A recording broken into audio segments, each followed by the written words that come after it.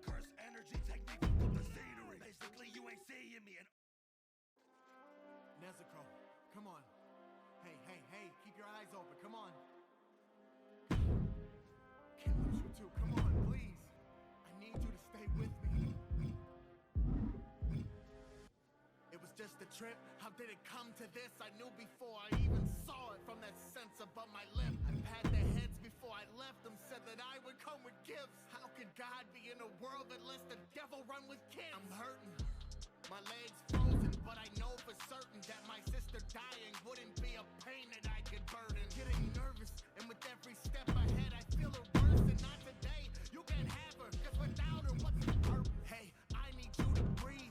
No, I need you to believe that you are dying here today. Nezuko, just look at me. I don't care if you're a demon. There won't ever be a reason that I'll leave you. It's me and you, man. Fuck these other people. I will go to hell and back. I'm not scared of fighting evil. No, you're fighting for your life. You're the thread and I'm the needle. Come to me, we'll get through this. If it throttles you, endure. And if you make it on the family, I promise you a cure.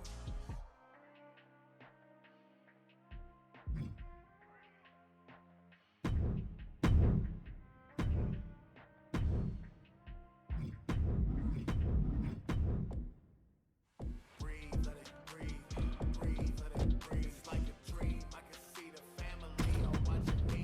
So I breathe and I breathe. Breathe and I breathe. Gotta keep our name alive so they live on in memory. So I breathe. Yeah, then I breathe.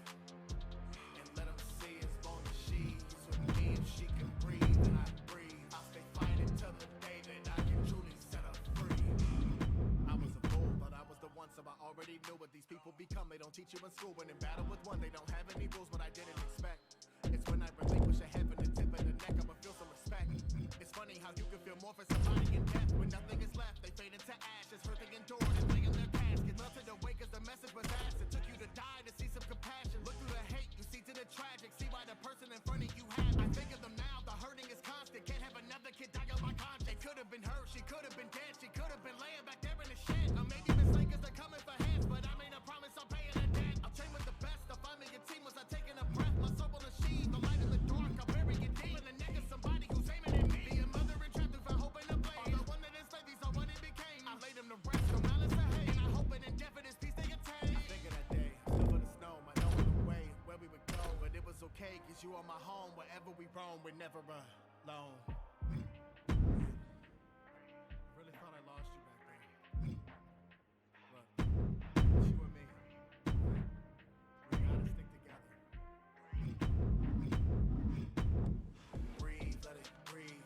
Breathe, let it breathe. It's like a dream. I can see the family all watching me. So I breathe and I breathe. Breathe and I breathe. Gotta keep our name alive so they live on in memory. So I breathe. Yeah, then I breathe. And let them see as long as she is with me. If she can breathe, then I breathe. I'll stay fighting till the day that I can truly set her free.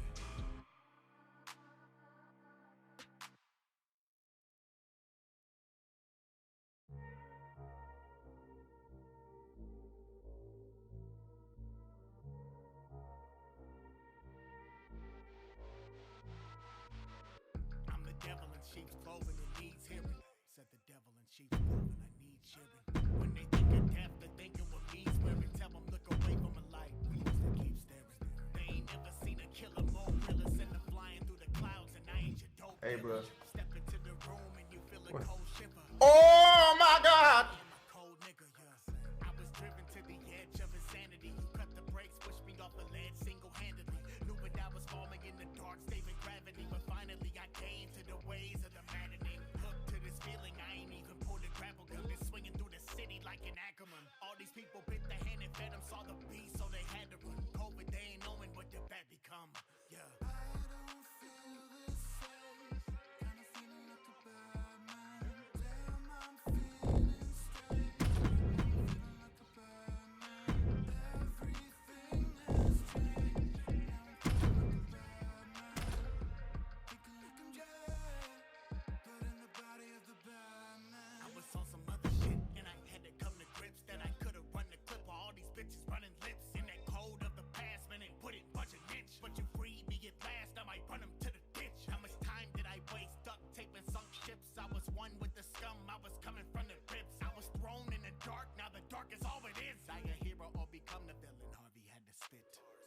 incarnate, grim night peace. Have you leaving lethargic? You lean when the sparks hit. Wish a nigga would make him bleed on the varnish. Only bullseyes when I squeeze at a target. Arm to the teeth and unleash from the harness. Paint the town red, can't you see I'm an artist? Make you all dead, I don't leave any carcass. I'll throw you in the third row seat with a mark set. I don't feel the same. Kinda feeling like a bad man. Damn, I'm feeling strange. Now I'm feeling like a bad man. Everything has changed. Now I'm thinking like a bad man. Thinking like I'm Jay, but in the body of the bad man. Yo, I should have done this a while ago, cause I have held this giant hole inside my soul, and he helped me let it go. And combining both insanity, it changes key to a lighter note. I like it, bro. I breathe in the highest dose, and the smell of blood reeks, let the iron flow. Now I'm coming for your neck with that wire rope. Your crew is dead, they fall when the cries arose. Tell me what you gonna do, I got the brains in the brawn, and I'm laughing, raising the bar, but you couldn't take if you wanted. Pull the hammer, put the nail in the coffin, be gone. Evolve to Maul as the thrall of Gotham. All in all, this path is the fall I wanted. Martha, Martha, spawn in the god of darkness. You're in my world now, when you tap for harvest. And the last one standing, who laughs the hardest.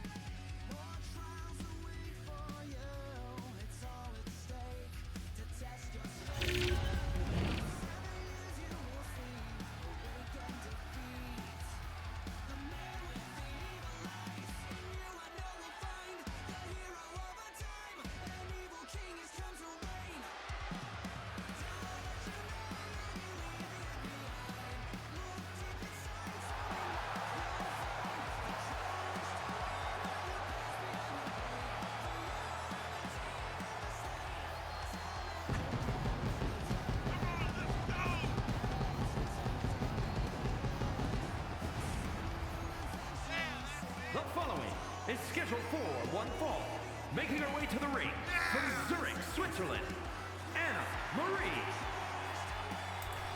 Ladies and gentlemen, boys and girls, welcome back to another episode of DKW. I am your host, Phantom Dragon, the sole proprietor of this event, and we welcome you to another night of what's looking to be extensive, high-octane, brutal D1 action as we come to the close of our multi-week tournament.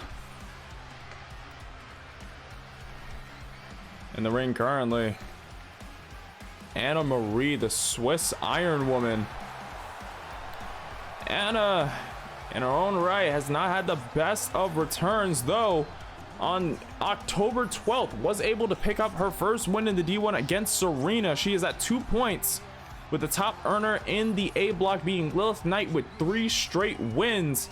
If Anna is able to win her next 3 and Lilith drops those 2, she could still be in the running.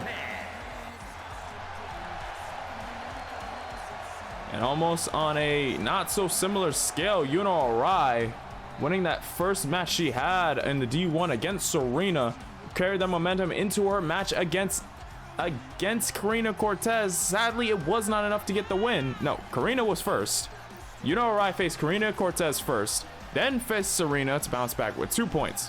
Then faced off against Ellery on October 12th, gained her 4 points.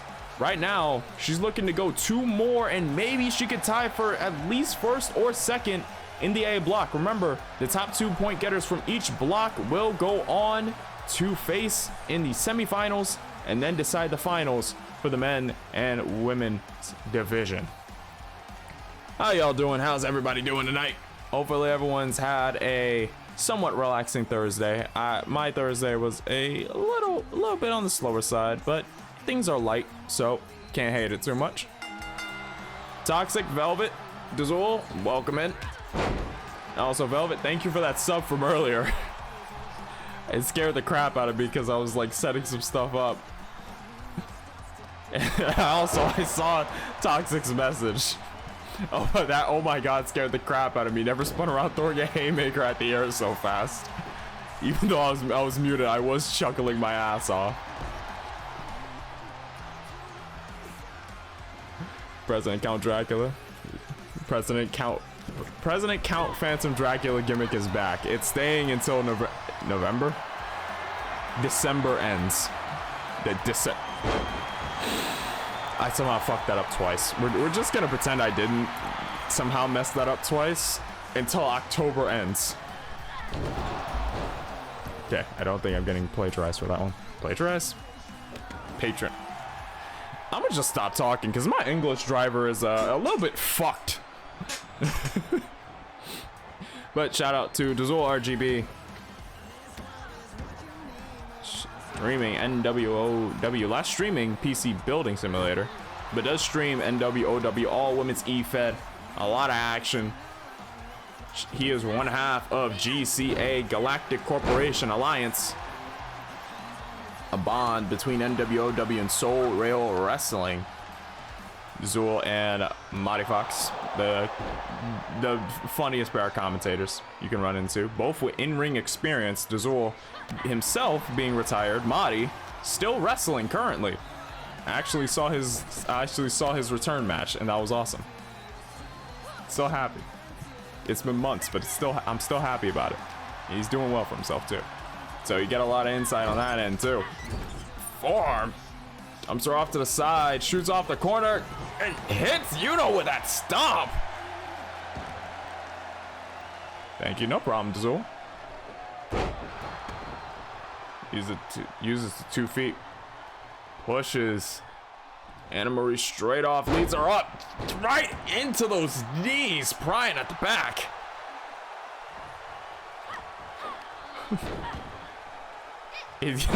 It scared me because I briefly forgot I had the stream on and my phone was behind me when it happened. So bro, so he heard the oh my god and just fucking swung at Eddie Kingston's sponsored Hurricane. Jesus. Did you keep the form or was it like, or did you like shoot over your shoulder as you did it? Now I'm curious. Because if you crossed the legs and then swung, like you got a lot more momentum with that one. I need to know. How good was the finish? Do I gotta sell it or not? Yuno got hit with the double knees, count of 2, and Yuno kicks out. And I didn't get all of them in that one, but got just enough to get Yuno down, and now lifting Yuno Arai, the previous women's champion, with that foot before connecting the heel. Now just picking her right back up. Just driving her straight down into that knee. Anna Marie, a little bit rickety on her return, but right now, showing the rust may have just worn off. And she's back up in the driver's seat. Tries to go for the double knees again. Yuno sidesteps it. Rangs the arm and brings it straight down. Now just pulling at it. Straight into the Fujiwara armbar. Not looking to make her tap, but looking to make sure that arm is neutralized. And now Yuno measuring. Could be Famouser. Hits it. That was Famouser. Rolls over for the pin. Hook at the far leg. Ref down for the count. We got 1, 2, and a kick out. And I'm not out of this yet. I just spun around slinging my right hand with as much force as I could get behind it due to that slam. I slammed my knee into the post of the bed frame. Ow. Yeesh. I hope you're alright, Toxic. Jesus. Oh.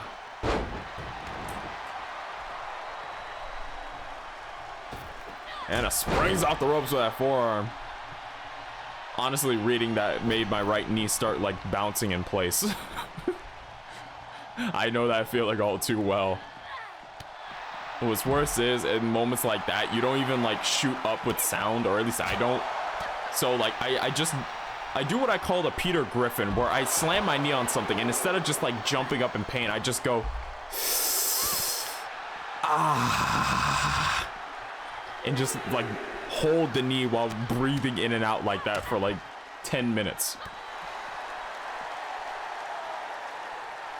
Unironically, that is how I handle banging my foot or anything of mine into something.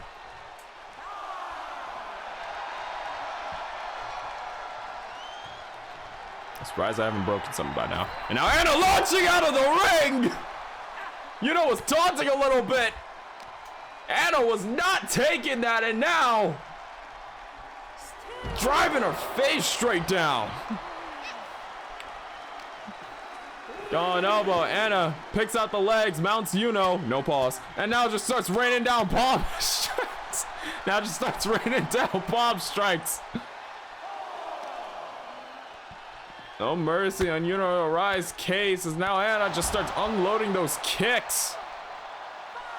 Vicious in nature. And I'll stomp.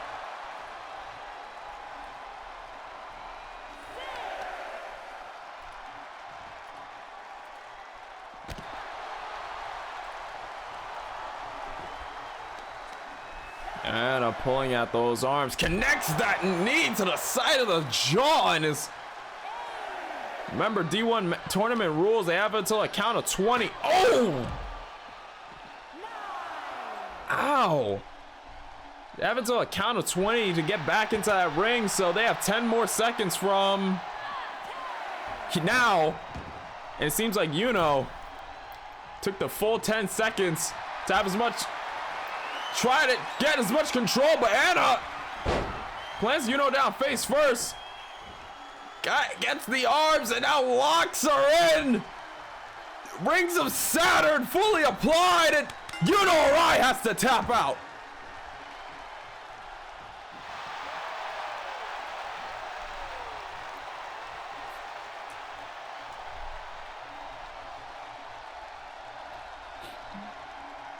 A hell of a start to Anna Marie's night.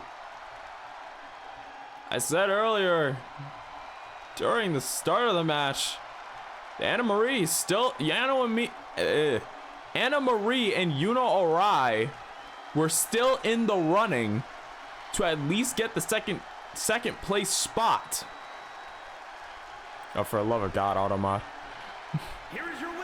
There was gonna be someone behind me. They were gonna get the meanest right hand I've ever thrown. I also gotta do something similar. I don't yell. I just suck in air and think I'm such an idiot. Fuck. Yep. Most relatable shit in the world. I need to crack down on auto mod. This is just censoring casual cursing. I don't care about casual cursing. Shit, if I'm cursing this much, like, I don't care. Go ahead, curse in the chat. Like, I'm a foul mouth motherfucker. I'm not gonna pretend like I'm some kind of saint. I'm not. My mother raised a lot of things. A liar was not one of them.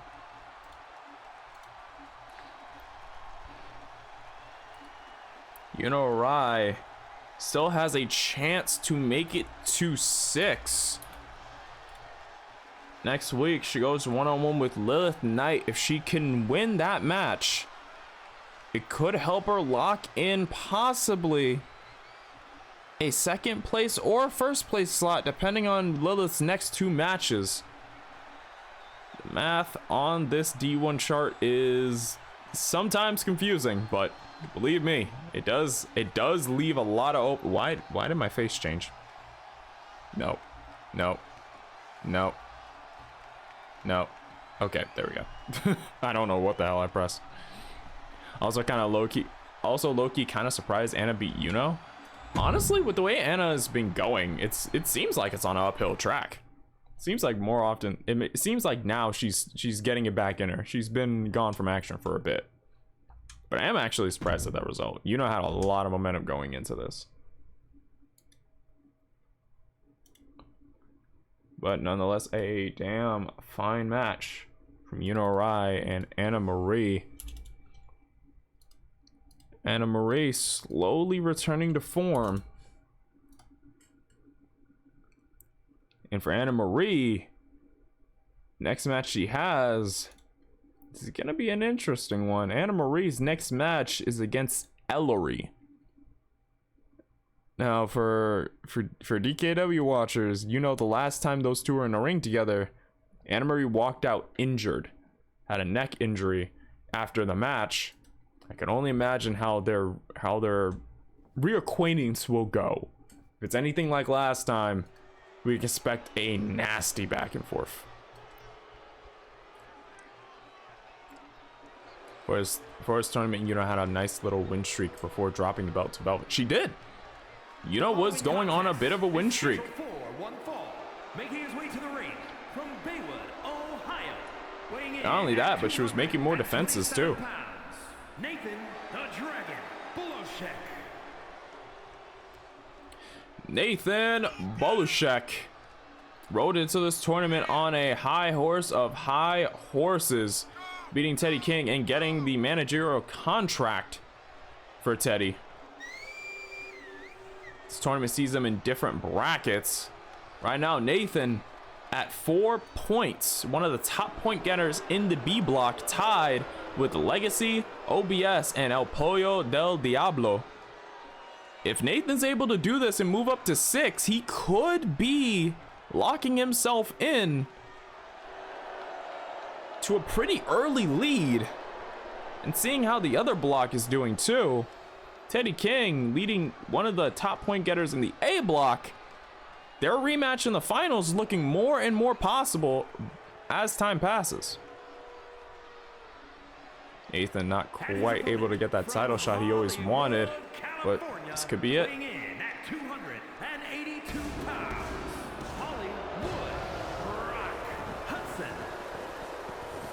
feel like something stuck in my teeth and I'm trying to get it out. Brock Hudson rode into the D1, I believe off of a win, though his first match was not the best. He went one-on-one with Legacy in a hard-fought effort. Sadly, he did not get the pin in that match. Won the match against Will Ospreay at the following show, and then on our last show, October 12th, he dropped the match to OBS after the match was, I believe, restarted with some of the shenanigans the ref was getting up to. So Hudson, I can imagine he's a little bit peeved on that one. So has a chance to make it to 6, though he's gonna have to pray that everybody else falls in line. Ref checks on both, rings the bell, and here we go. Right hand from Hudson, big chop, and already Hudson asserting dominance on Bolushek, using that elbow to bring it down. Going elbow again. Holds him up and drops him down on the spine. Pretty sure it's possible that Nathan could face Teddy in the finals. It is 100% possible. I don't know why, but when I look at Brock Hudson, I think of someone that would fit in both 80s WWE and 2000s WWE. Yup. Hudson, as much as I hate him, dude's got a figure. Dude's got a physique on him. Now, the question of if it's natural or not is a constant joke that I will continue making no matter how much he denies the claims. In case anyone's wondering, why are my I would say disgruntlement with Hudson comes from. Ooh, nice knee. Oh, Jesus Christ, he popped up. Let's just say me and him ran into each other on a different show, and I'm not very big on him. That man was around at the start of my career. He also made the start of my career a problem. Ooh. Both these two moving. I haven't seen Hudson move like this in a minute. Sling blade to counter though. Wait a minute. When did Hudson learn how to move like that? We got one and a kick out. Don't think Vince would care if it was natural. Good point. Good point. He did have Jinder for like what, 6 months as champion. Still didn't know where the fuck that came from. Like, Jinder's good, but WWE champion is like, wait a minute, where did this come from? Couldn't hook him up with like one of the other titles. See how we fared. Dude just went straight to world heavyweight. Really? Face of the company status? Really? Belichick places him on the top, going all the way up. Inverted superplex, and now just hoisting him up and dropping him down. We got 1, 2, and Hudson shoots the shoulder up. Hudson is watching some Seth and Finn matches with that sling blade. It's wild. I've never seen Hudson move like this. That knee coming down on the arm of Hudson. Hudson on the back foot, but traps the head. Rolls Belichick up. We got 1 and a kick out. Hudson gets the better of the collar and elbow. Sends Belichick over to the ropes. Big scoop slam there. Scoop slam, power slam. Tucks the head, brings him up. Drops him face first. Kick to the face, no. Kick to the gut, no. Belichick blocks it. Hits him with the elbow, and now locking Brock in straight into the Dragon Sleeper. This is not good. He's got Hudson locked in deep. Head tilted all the way back, but Hudson manages to bridge the gap over. Taps the back of Belichick to create some distance out. Damn, Bulldog straight into the mat. And now hold this thing him up. Big fisherman suplex. Low angle and all. That was all muscle on his way up. And now doing it again. An inverted suplex. Now measuring. Not the biggest fan of Hudson's, but I gotta admit, man knows how to move when he needs to.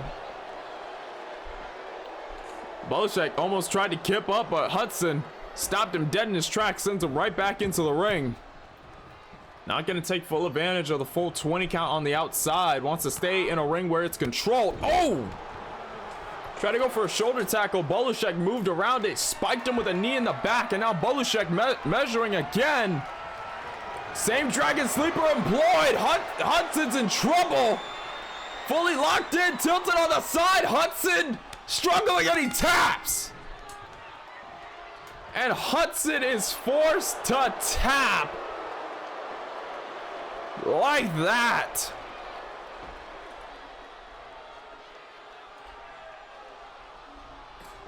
Nathan Belichick locked into the tournament.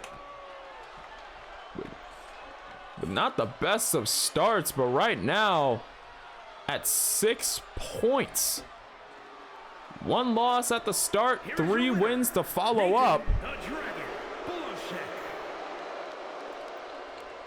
Is anyone who looks like they could win the B block for this tournament? Belichick's name has got to be somewhere in the running right now. And Toxic might be earning more money towards his bet.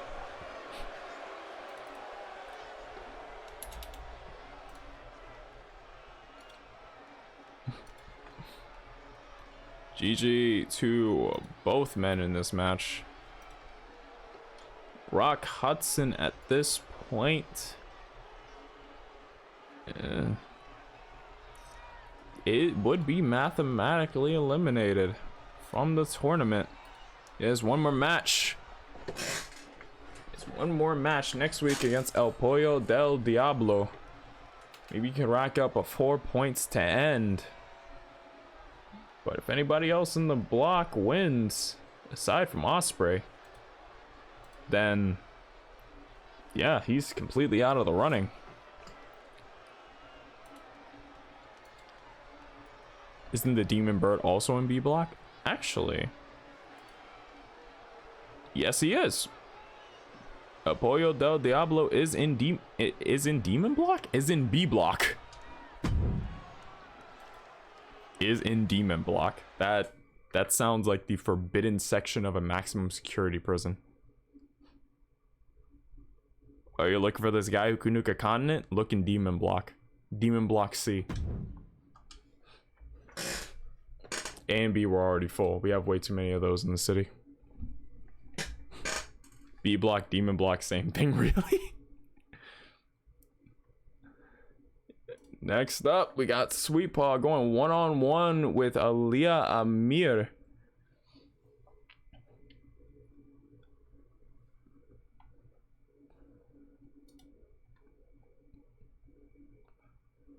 This match is taking a bit to load. Do what makes you ding with Orbit Gum. Okay. Yeah, okay. Can we? This episode is Okay, it's just a bunch of ads. Fuck. Ugh. I think everything's already.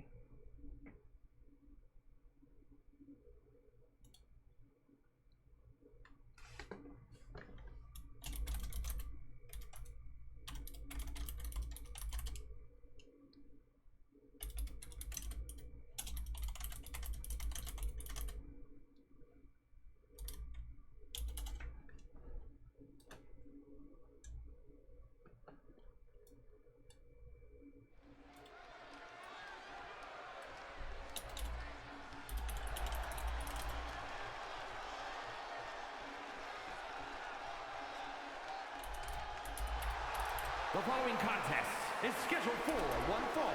Making her way to the ring from New York, the Queen.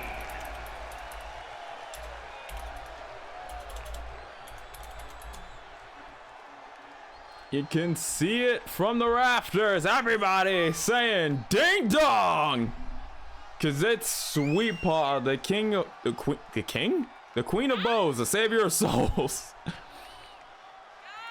Right now, not the best looking when it comes to tournament action. Right now, Sweet Paw, with a loss last week against last episode against Melissa Ewing, did mathematically get eliminated from the end result of the tournament. Women's B block, currently the highest point getter being Melissa, 6 points.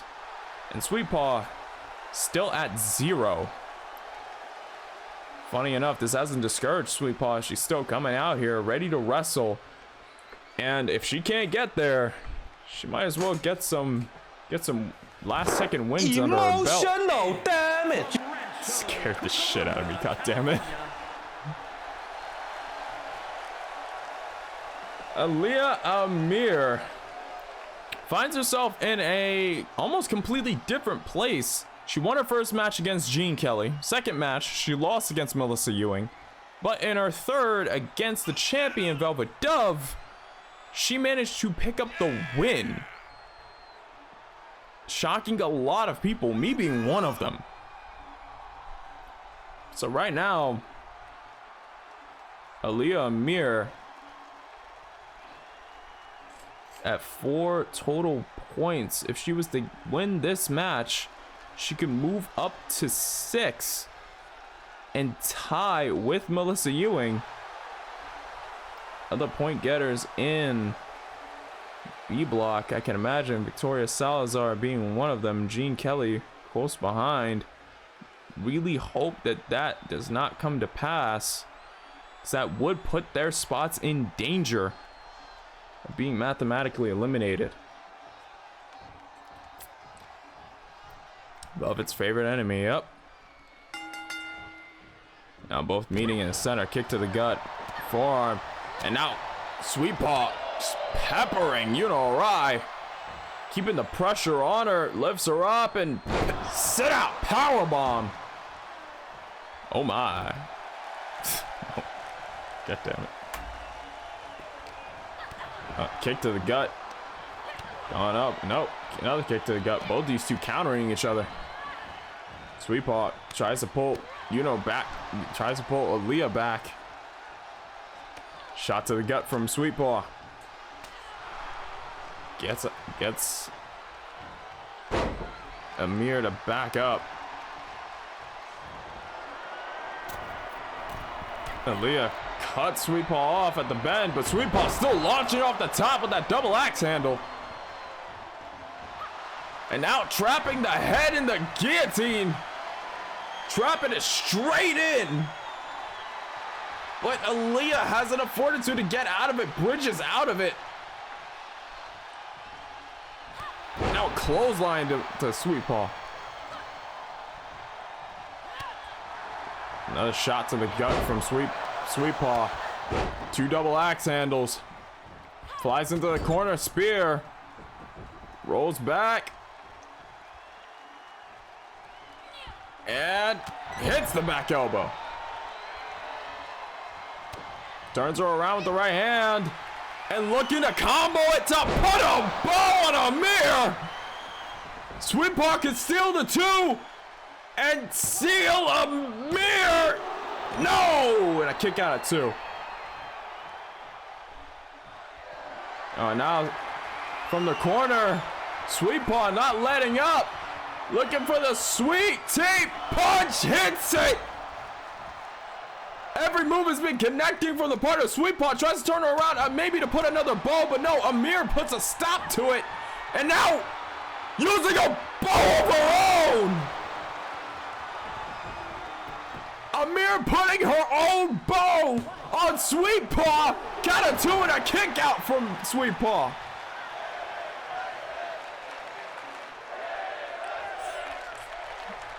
Almost, but as they say, almost only counts in horseshoes and hand grenades. You're right, Toxic. And right now, I don't think Amir's gonna almost slam her back into the apron. That was full connection. Jesus. And now Amir just applying more pressure. Her own will over Sweet Paw right now.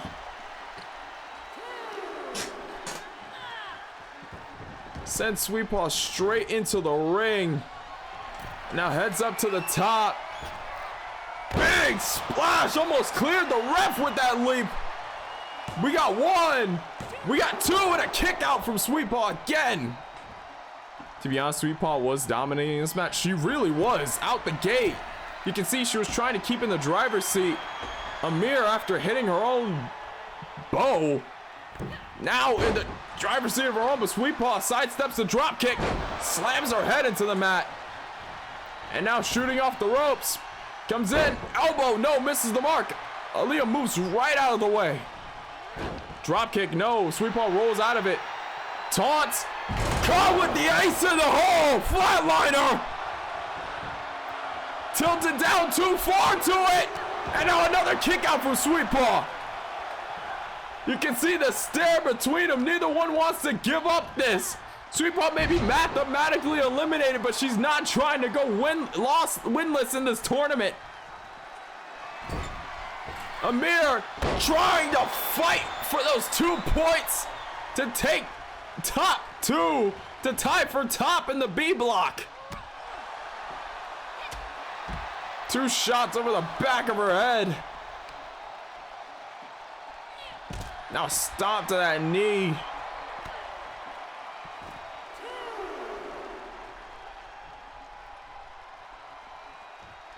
Stomp to that arm. Turns her around. Sweet Paw moves out of the way. Drop toe. Catches Amir. Amir tries to go for a jab. Sweet Paw catches her. Throws her into that little concreted area. Bulldog on the floor. No padding. Jesus. And now Aaliyah returning fire, taking out that leg and shoulder tackling Sweet Paw. This is broken out into a brawl here. Oh! Sweetpaw can't make semis, but she can still cause someone else to possibly miss them too. That is correct. Goes up to the top. Amir might be looking. Yup. Going for the double knees. No, Sweetpaw sidesteps it. Hooks the far leg right off of Amir's mistake. The inexperience could cost her. No, and a kick out at 2. Dodged it and instantly went for a pin, trying to use more of her own energy against her. Sweetpaw looks to be running on fumes. Clothesline, no, ducks out from behind, catches her, and puts up bow on Amir. 2 bows for your ass. Straight out of New York, we got 1, 2. No, and another kick out from Amir. Amir's not out yet, and Sweetpaw is arguing, screaming at the ref. The ref doesn't look like they care, but damn it, I do. You what? She kicked out at 2 after that. Kick to the gut. Wait a minute, locks in the arm now, trying to get Sweetpaw to tap out, really back on the head and the neck. Sweetpaw not in a good way right now. She is blown out. You can see the sweat all over her. But manages to roll Amir off of her, gets out of the submission. Calling elbow, Amir beats Sweetpaw to the punch, sends her over, big leg lariat there. Hooking a far leg off of the leg lariat. Could this be it? Could that be what tips her over? No, Sweetpaw shoots the shoulder up again. It's one of the higher profile matches of the D1. This could honestly solidify who's going to the semis and who gets left behind. Sweetpaw still holding on. Had the early advantage on Amir, but Amir tied it up, and looks like right now we're just in a stalemate. The slightest bit of a curve, the slightest bit of a change could shift the perplexion of this match going forward. As now Amir, X marks the spot, going for the knees again. No, Sweetpaw moves off to the side, leaves her open. Sweetpaw, kick to the head, no, psychs her up for the second one. Connects with a second kick to the head. Now just attacking the leg. She has Amir on the back foot. Now holds her up, collar and elbow, rear waist lock, German suplex. Little to no release. Amir currently trying to hold herself up. The crowd is going crazy for this one. Shoulder tackle sends Amir to the outside. He's having more of a vicious match than Aaliyah and Velvet did, to be honest. Honestly, this match is delivering pretty much. It's only the 3rd match of the show. And Sweetpaw takes the arms. 3 bows for Aaliyah Amir to sully her chances of the semis, and that's 3. That is 3.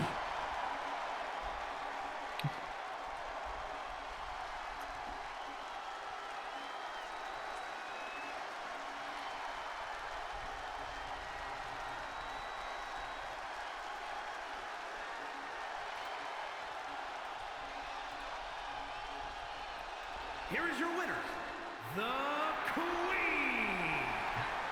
Sweetpaw came into that match with killing intent, good lord. She was tired of being overlooked. 3 matches deep into her D1, Sweetpaw gets her 2. She may be mathematically eliminated from the finals, but, in the process of winning this, she does keep Amir at 4. If Melissa wins the next match and somebody else on the card wins this next match, that could be Jean Kelly, that could be Victoria Salazar. If those 2 were to win the next match they have, it could be that they mathematically eliminate Aaliyah Amir. Now, Amir still has a chance to stay in this, but that will require one of those 2, Victoria Salazar or Jean Kelly, to lose tonight or next show to possibly cause a tie, and from there, lead her on. But she would have to get a win prior. That's the complexity of round robin tournaments and point systems. It's never finalized. There's always a chance for a comeback. It's not just 2 eliminations and you're out. It's look at your points, look at how everybody else is doing. Pray to God you gotta weigh in. Aaliyah till now was doing damn well, but with that match, drops her first? No, second in the tournament. Drops her second in the tournament. 2 wins, 2 losses in D1. Puts her at a good spot. Next, Victoria Salazar goes 1-on-1 with Melissa Ewing. These two have met each other in DKW, in a DKW ring before, so I have a good idea of what to expect. But there's really no certain way to ever decide a Melissa Ewing match or a Victoria Salazar match. Basically, good luck trying to guess who can win this. Good luck. that's really just how these two operate.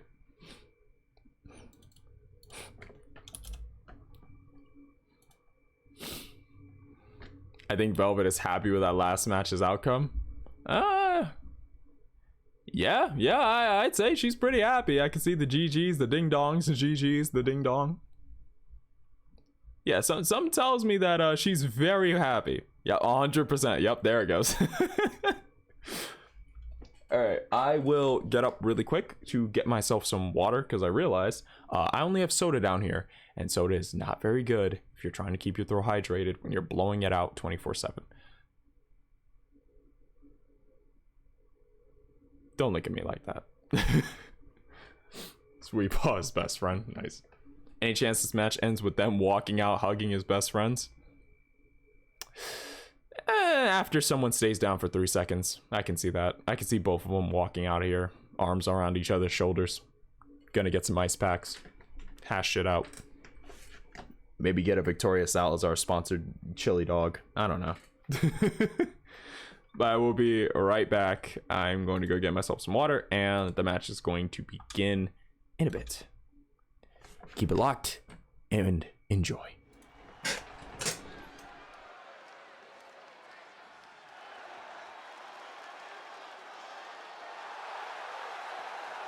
The following is scheduled for one fall.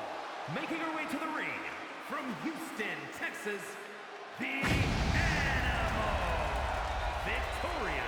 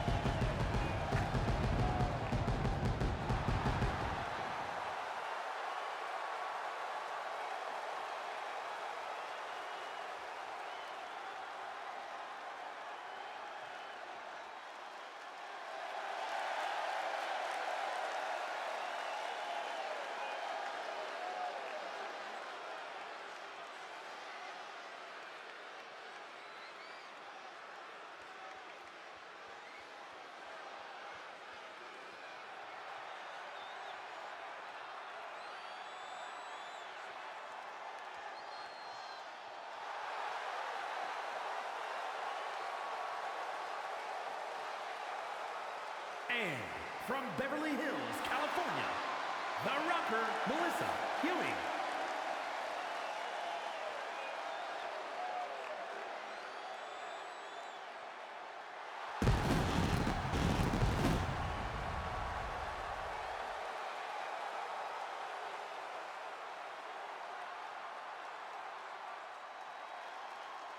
Come on, let's go! Yeah, up!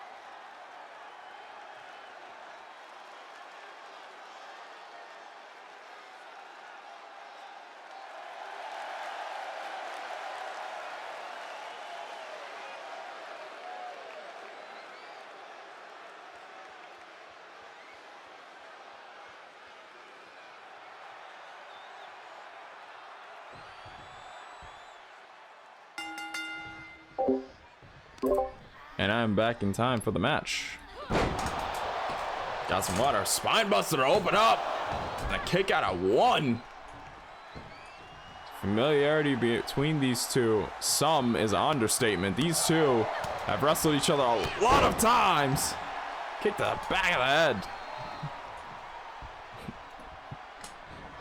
Let's just stop sneezing. Swings off the rope. Big clothesline there.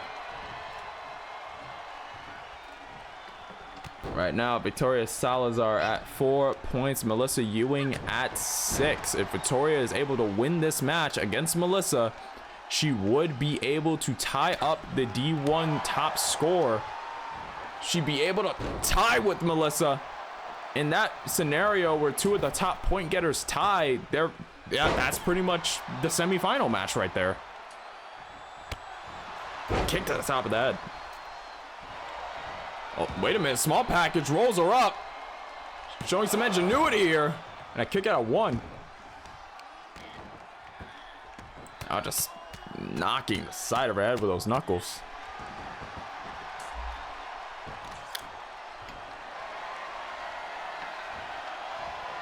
Agua. Water, the nectar of the gods.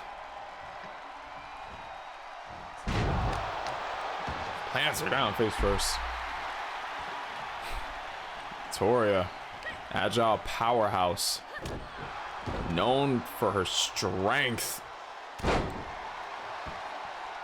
You can see the guns on her, full display all the time. Back fist, 2 chops and a forearm. Power doesn't come with it alone. She's able to be so agile for someone who focuses so much on power. It's impressive. Melissa, you.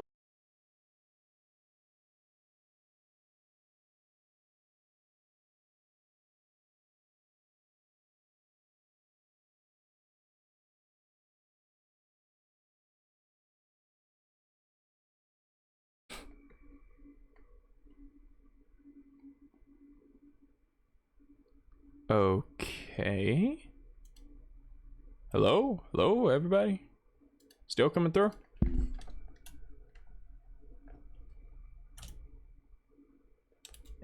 Are we still coming through? Are we still live?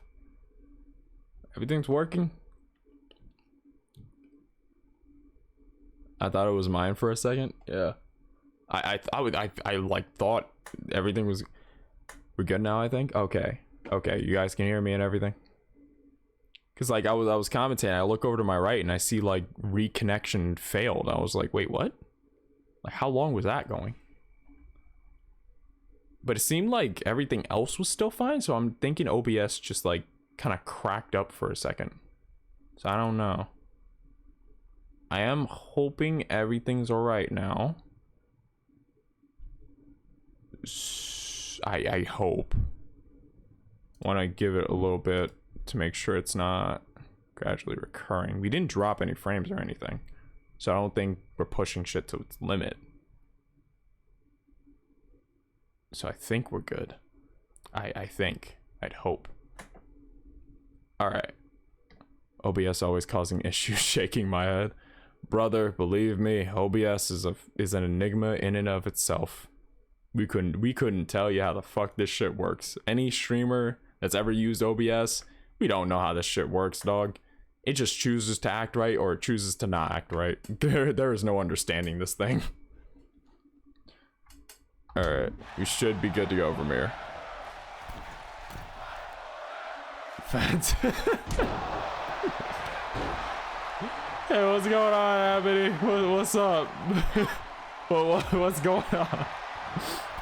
Let's springs off the ropes. Big kick to Victoria. I don't think people who made it knows how it works. Honestly, yeah, I'm convinced the guys who made OBS are just like, it works.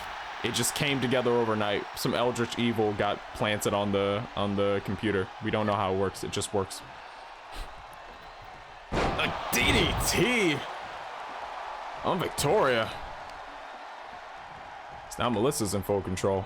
And damn, right on time to see my baby Victoria Salazar. Yep. Going one-on-one with a familiar opponent. Melissa Ewing hooks the far leg again. We got 1, 2, and a kick out.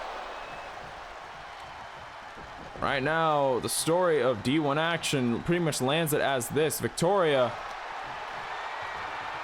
at 4 points.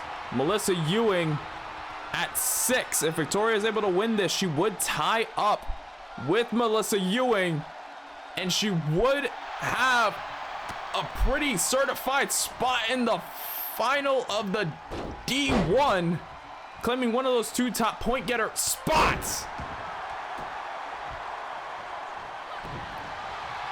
But kick to the gut, reels ahead, Dragon Sleeper employed on Melissa. Leaning towards the right, Melissa doesn't want to turn over, so she's gonna have to use that right hand to keep her even. And snapmares Victoria off. Ooh, big back fist with some oomph behind it, but Victoria returns fire. Tries to spring out the ropes. Melissa stops her rear waist, brings her face down. And Victoria's right back up, catches the foot. Big clothesline to counter. Now Victoria channeling her inner AJ. No, wait a minute. Fakes everybody out.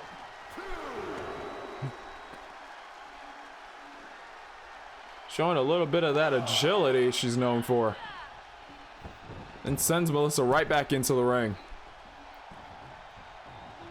Melissa right now on the back foot. Hoists her up. But, oh, shot right to the forehead. Caught her off guard.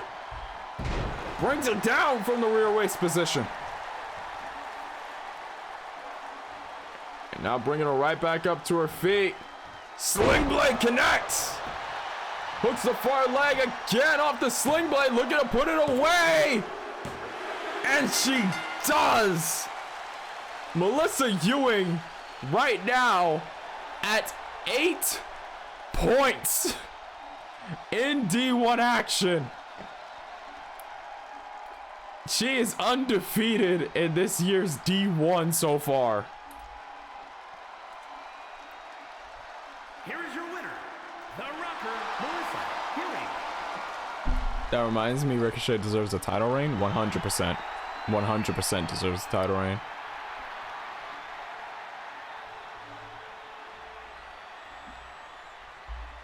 All right, I'm leaving.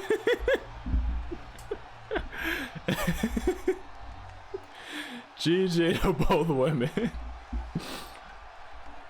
GG to both women. Victoria still has a chance to get in there. Her last match will to get in to the semi-final picture. Her last match gonna be next show, going one-on-one with Aaliyah Amir.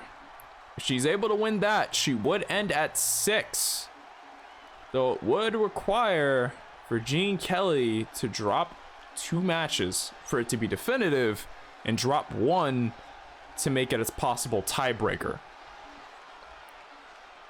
It's one of those loose ends in the D1.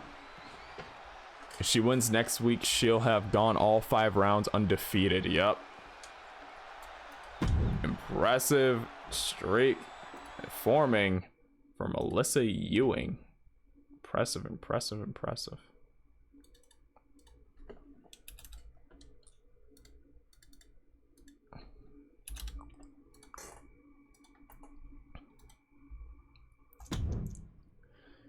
Moving to the women's A block, we got Lilith Knight going one-on-one with Serena. Lilith, another top point getter. Let's phrase it like that. Had Anna Marie in the first round of the tournament, won the match. Had Ellery in the second round, hard fought, won the match. Karina Cortez in the third round, won the match. Lilith currently on a streak of her own, tearing through the A block.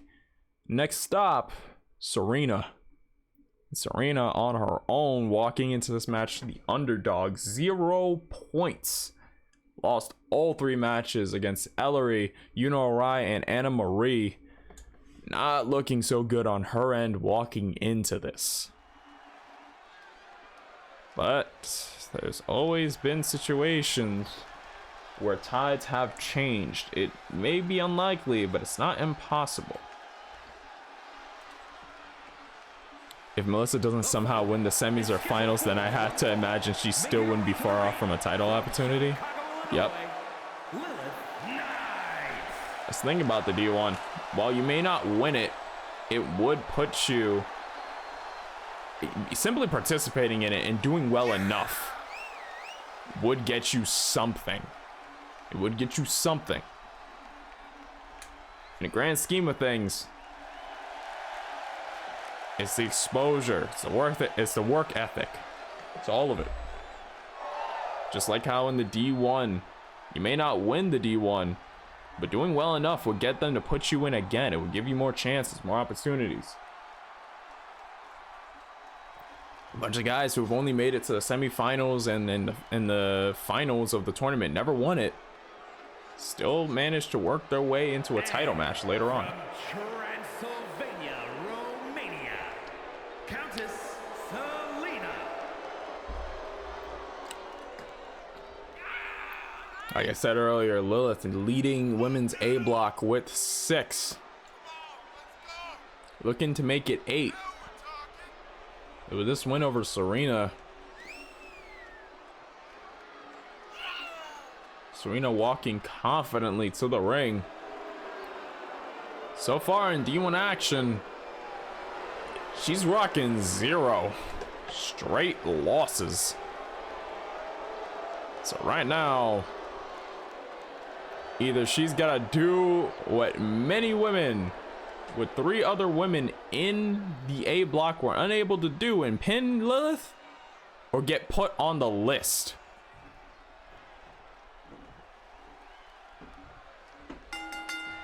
Ref rings the bell, and here we go. Collar and elbow to start it out. Kick to the gut. DDT already. Serena gets picked up. Collar and elbow. Lilith kicks her to the gut. Goes off the ropes. Drives her into those knees already. Yeah, right now, Lilith just opening with full-on offense. Bounces back, connects the knees again. Stomp to the arm.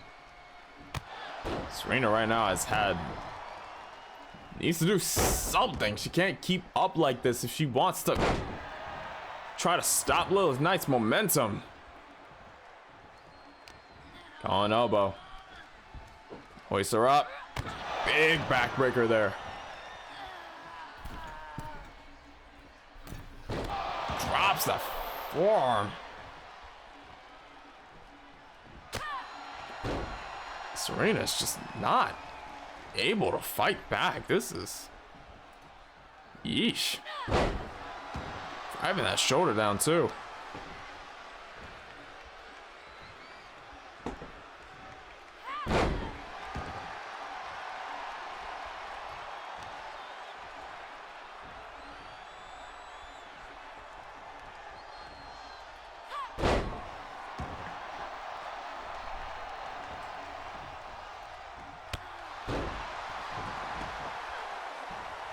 Yup, Lilith Knight in firm control of the match right now. Oh, look at the far leg. Count of 2 already, and a kick out from Serena. He's got to do something.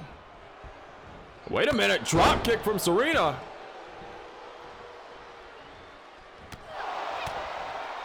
Kick to the ribs. Now Lilith unwinding. Spear from Lilith Knight. Now look at the far leg. We got 1, 2, and another kick out from Serena.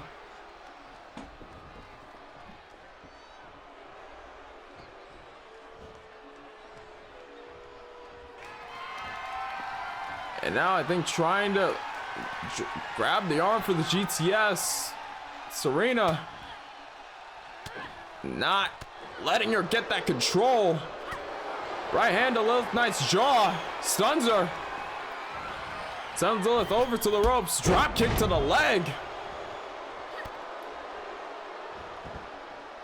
Brings down the knees. fans are not agreeing, but if I'm supposed to stay impartial here, this is what Serena needs to do. She needs to stay on Lilith. She offers her any space after the damage Lilith's done already. It is only curtains. And now trapping her in already.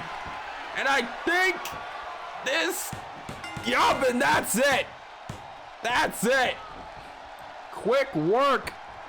Lilith Knight moves up to 8 freaking points in the D1.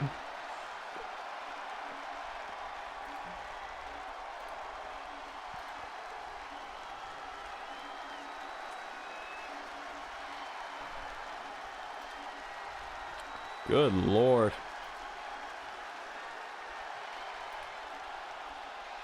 Here is your winner, Lilith Knight.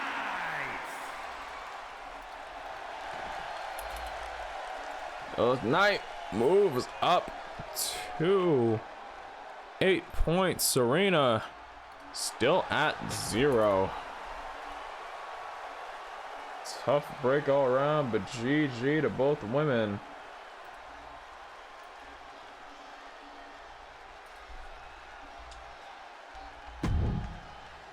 So we move on to our next match. Main event of the first half of the show. El Pollo del Diablo. Lilith versus Melissa women's finals. It's very much possible. It's very much possible.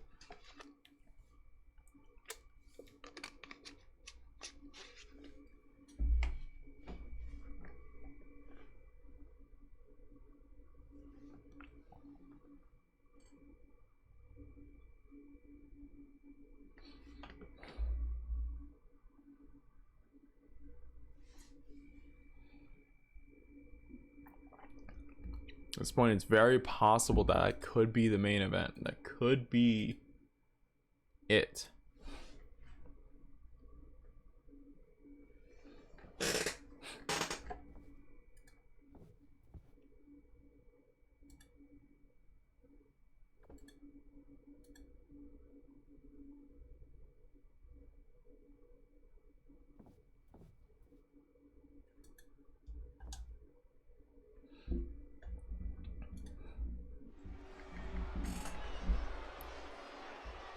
Demon Bird about to get some revenge for every streamer slash content creator. The following is scheduled for one fall, making his way to the ring from your darkest fears, weighing in at 158 pounds, the Devil Bird. Ladies and gentlemen, from the pits of hell, El Pollo del Diablo. Devil Bird, don't let the look fool you. Pound for pound, he's one of the hardest and quickest strikers on the roster. He's a dangerous opponent all around. And right now in the tournament, 4 points. He won his first match against Nathan Belushek, lost his second match against Legacy, but won his third against Will Ospreay. His opponent from Mustache Mountain, weighing in at 305 pounds,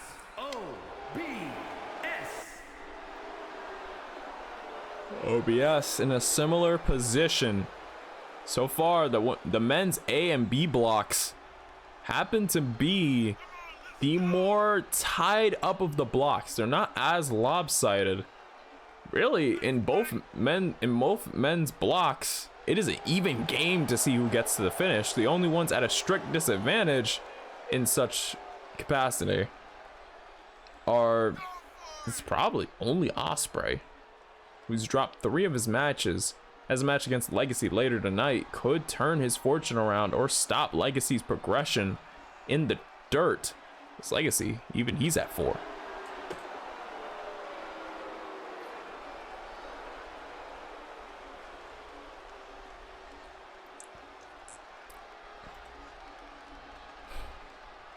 A pollo loco. Bog, motherfucker.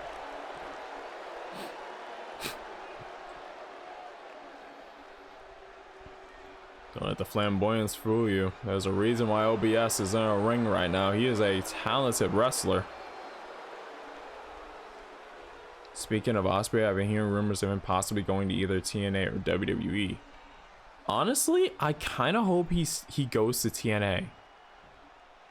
I honestly hope he goes to TNA because it will allow him to still be able to work with AEW and work with New Japan to some extent. It will still allow him like freedom, as WWE is like, as soon as you sign a contract, you're only a WWE guy. You're like exclusively a WWE guy. So I honestly do hope that, oh, shots ahead, he would kill it in the X division. Oh dude, the X division would be literally reborn with this man on it. Springboard moonsault from the ropes.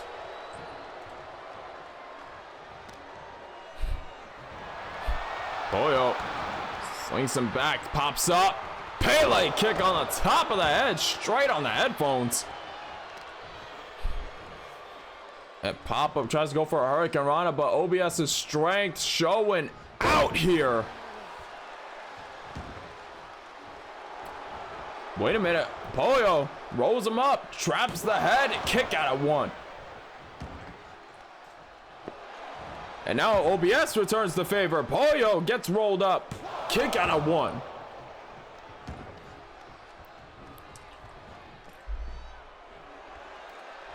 Pollo gets lifted up straight into the barrel hug. He is not having a good time right now. That back is in a lot of pain, getting compressed under OBS's grip. And now Pollo trying to break out of it. Attacks the ears. Floats over, sunset flip, powerbomb. And now drop kick straight to OBS's chest. Kick to the top of the head. Standing shooting star. Second one. Trying to keep OBS on the ground. OBS stumbles out of the ring. Oh, Pollo takes flight. I don't think someone clipped the bird's wings. He flew straight out of the ring at OBS and now keeping the pressure on. He knows what he's got to do. Two chops, two kicks to the gut, and a DDT on the ground. Now raising OBS right back up. Slinks under. Again, rolls him through. Pele kick again. So far, El Pollo has been on top of offense in this match, but now OBS sends him careening into the security barricade. Now holds him by the beak. That's a man's beak right there, and slaps him across the face.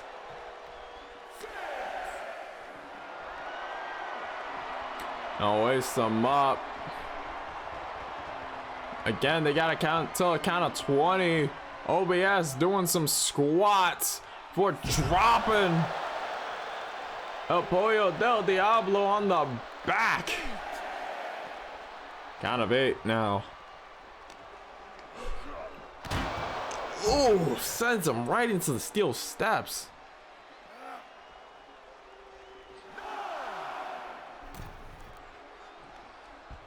And now OBS in the ring.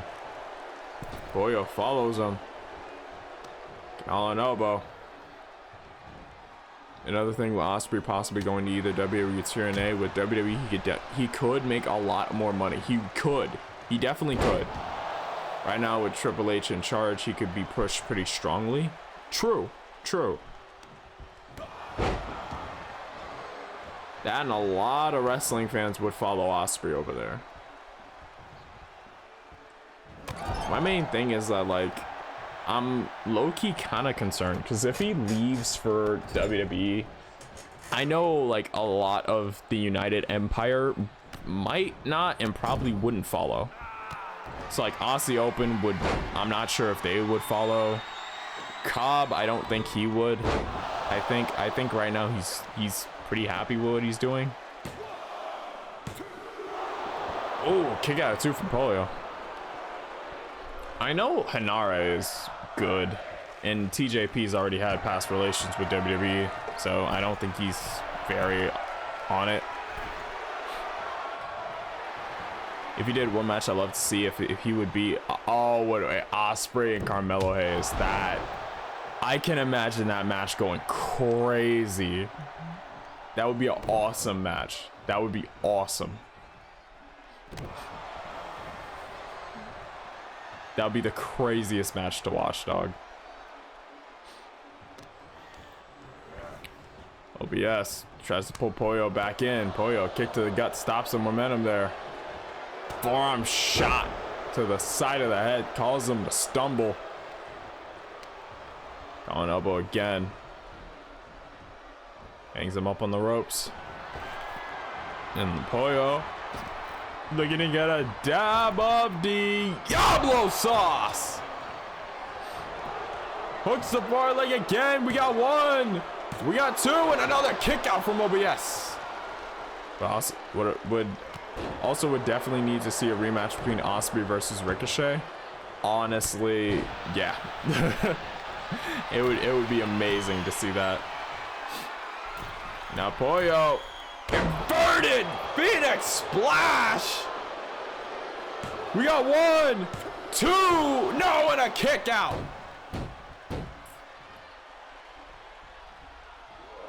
Wait, did I say inverted Phoenix splash? I think that was just an average Phoenix splash. It wasn't inverted. My bad. Both men frustrated, trying to get the better of the other. Pollo sends OBS to the ropes. Grabs him and now just starts banging his head against the mat. Refusing to let up. Looks to far leg again off of that.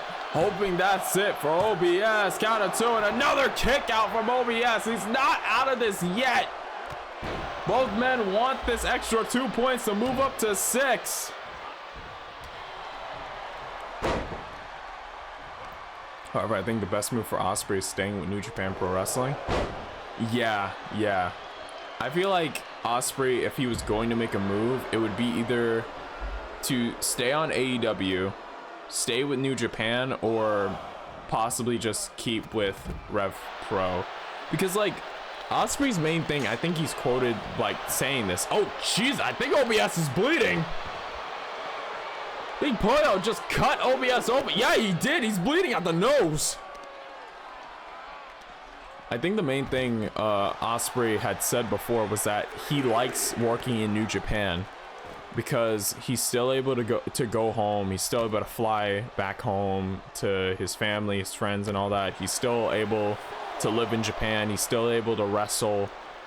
And he's still able to work in Rev Pro, which has been like the show he's been like promoting. He's like big on British wrestling and trying to keep it on the map. So at most, I could have seen Ospreay maybe showing up on like NXT UK once or twice if he was really going to do that. But for the most part, I don't think he would have signed completely with WWE because he would pretty much have to move to the States. And I don't imagine him like doing that, especially with what he said about like wanting to keep working with Rev Pro, wanting to keep that like company alive. They can pay him big time and he can still go work somewhere else while having killer matches with some great wrestlers. Yeah. It's like ultimately, like, yeah, I think New Japan is probably like the place for Ospreay to stay until like, oh, BS! Straight into the ropes. I think Pollo may be knocked out from that one. He's not responding to almost anything. Got one, two, and no, another kick out. He is still in this.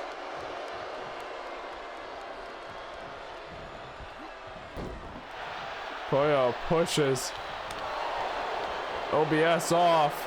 Chop, taps him on the head, sends him over to the ropes. And I think Pollo's looking to dial it up. But wait, OBS shoots right back up to his feet, sends Pollo over the top rope. Right hand, unsteadies the Devil Bird. Right hand again, unsteadies him a second time. And a stunner over the rope to send it to the outside. But yeah, honestly, I think Ospreay is probably gonna stay in New Japan for a while longer. I'm not sure if he's ever gonna go to WWE, but I do legitimately think, like, with the way he's able to move around between promotions and stuff with New Japan, with AEW and stuff like that, I think he's ultimately has a lot of free will that it's gonna be hard for him to give up. Could Ospreay benefit from WWE? He could, but ultimately, he enjoys working in New Japan. New Japan is like, he's pretty much New Japan's top wrestler right now. So with everything said, it's like, Kick off the chest, sets OBS up in the corner. Sends him out, springing off the ropes, drop kick, sends him to the outside. And OBS is right back, but Polio shoots over the top.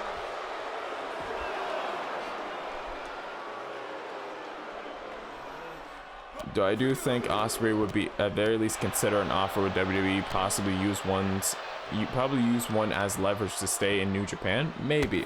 I could see that. I could see that.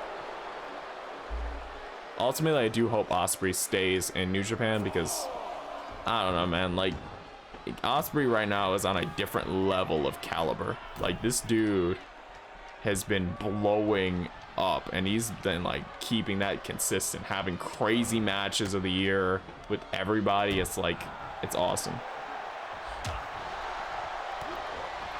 Shots a good kick, and now OBS backing Polio into the corner. Polio fighting out. Big chops responding. These two have been beating the shit out of each other for past 10 minutes now. I think this might be one of the longer matches we've seen in the D1. Shoots off the ropes. Dabba Diablo sauce. Hooks the far leg. Could this be it? We have 1, 2, and that's the match.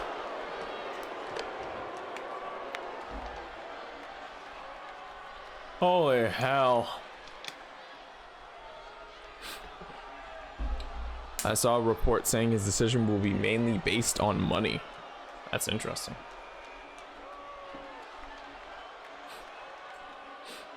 Here is your winner, the Devil Bird.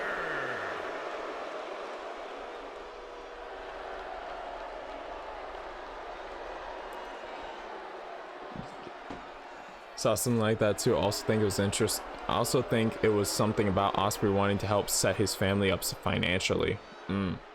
Yeah, I could see that. El Pollo Loco.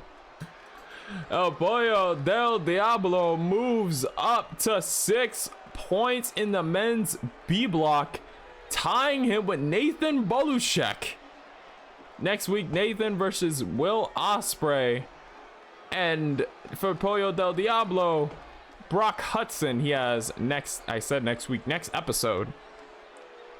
OBS not getting the better of this match, but still has one more match before he finishes out his D1. That's going to be against Legacy. That could tie him up at 6. He's not out of the running, but he is in sink or swim territory as things get more interesting in the D1 towards the later stages. GG to both men for a hell of a match.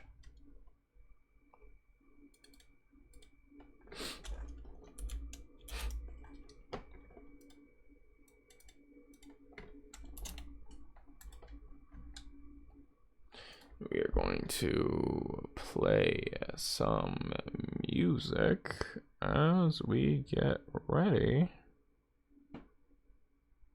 for the second half of the card. So we're gonna play some of this. Brought to you by Snickers. Right, we have to sit through this. Almost hungry. Almost.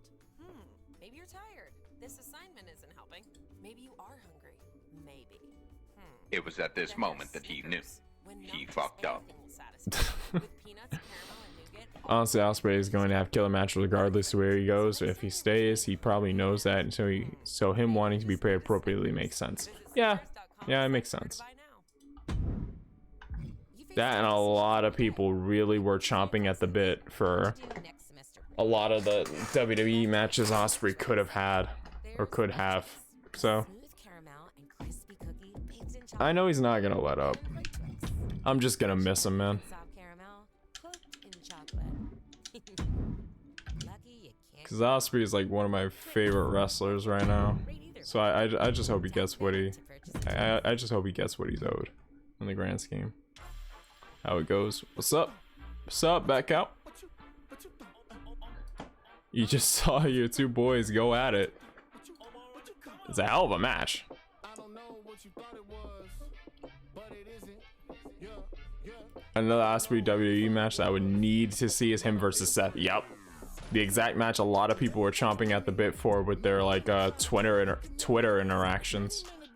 I think it was like what, 2 years ago? 3 years? I think it was 2 years ago. Or it could have been longer than that. It definitely could have been longer than that ago. You just got to the hotel for our anniversary weekend? Oh! Happy anniversary, you and the missus.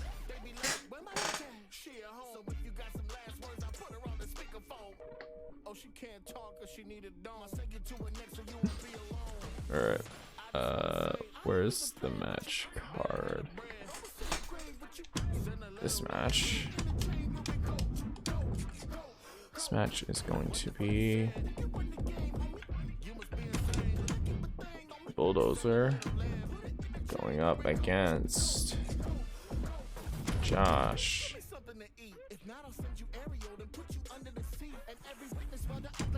Next is going to be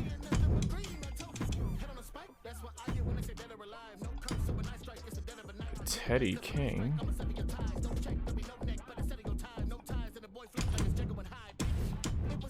versus Defect Skull.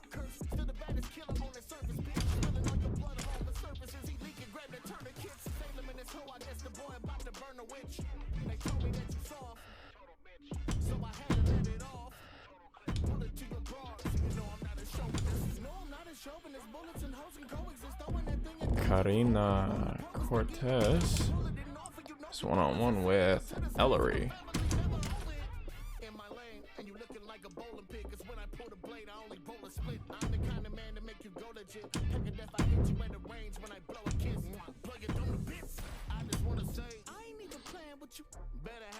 Next would be Dwayne versus Toes and Toe Tutton.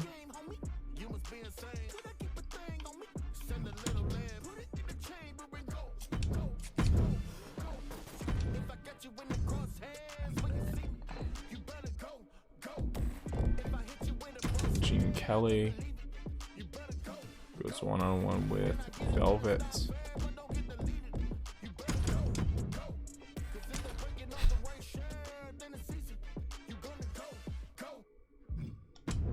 Then the main event, one-on-one. It's going to be Legacy versus Will Ospreay.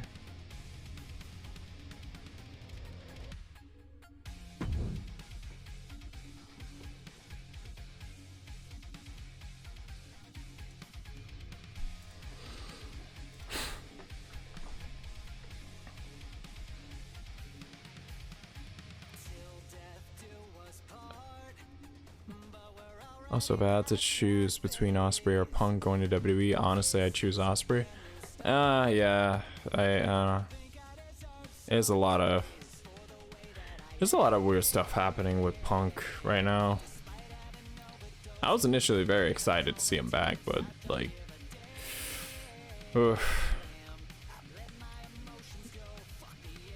it is a lot of built up stuff there. 5 years out of the life sentence. I like how our picture was from Xenoverse too, as well as the guy who was just on screen. Yep. Straight up Xenoverse renders. They're great. After thinking about it, I've come to the conclusion that despite all his skill and talent, Punk's drama just isn't worth it.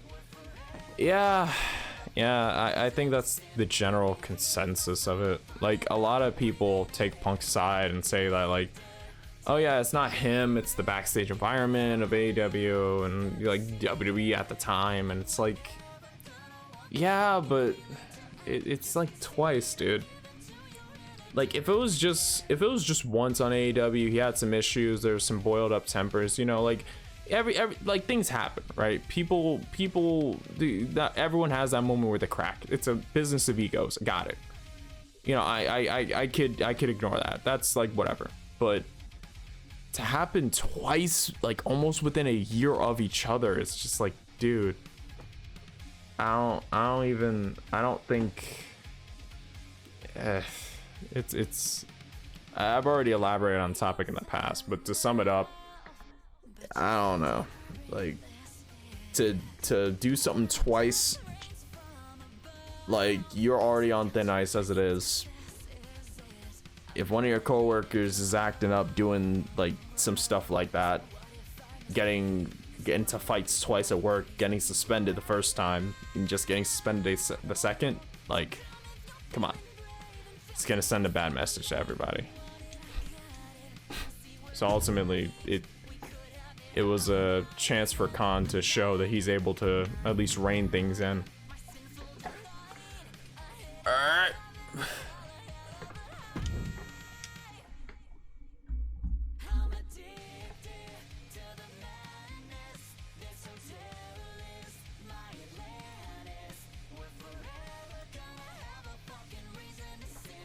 Real glass. Yep.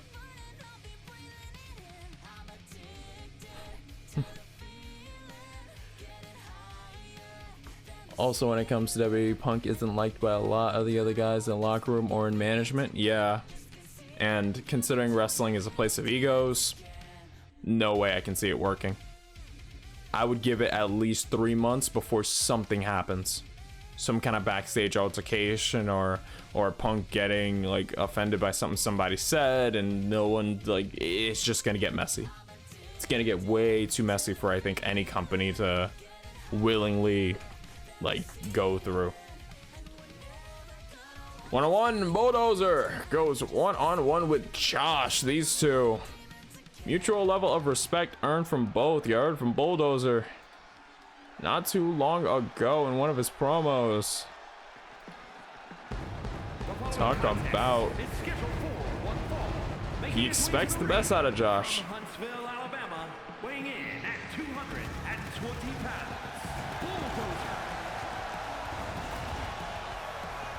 This song linked up a little bit too well with the entrance animation, but okay.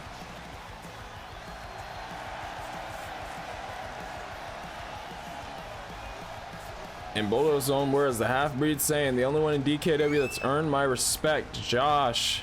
I do mean it when I say to you, I'm sure you respect me as well. I don't think that makes us friends or that I will go easy on you. In fact, my respect only means I'll do everything to make myself more difficult than last time, and I expect even better out of you, so don't disappoint me or you'll regret it. So, right now,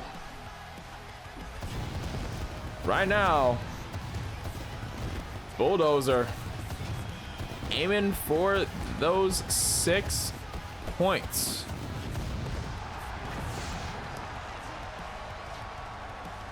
Had 2 matches. Dwayne and Teddy King earned 4 points off of it. Went to go face the champion Tutton. Hell of a hard fought match. But in the end, Bulldozer was, I believe, pinned for the win. As Tutton walked away with the win, leaving Bulldozer at 4 points. This could be his 6 to put him on top of the men's A block. And assuming Tutton keeps his momentum as it is right now, it could be that we see a rematch between those two in the finals. But Josh, the half-breed, saying he had pinned Bulldozer prior to the tournament. One of the few who's actually beaten Bulldozer in his time here. If Josh is able to do it again, he would move himself up to 4 points and would halt Bulldozer's progression. Like Bulldozer said in his message, just because I like you, just because I respect you, doesn't mean I'm gonna be any easier. So if there's anything, I'd imagine an absolute hell of an effort here on both ends. Saiyans aren't the type to back down, and Bulldozer doesn't seem like he's the type to take a knee.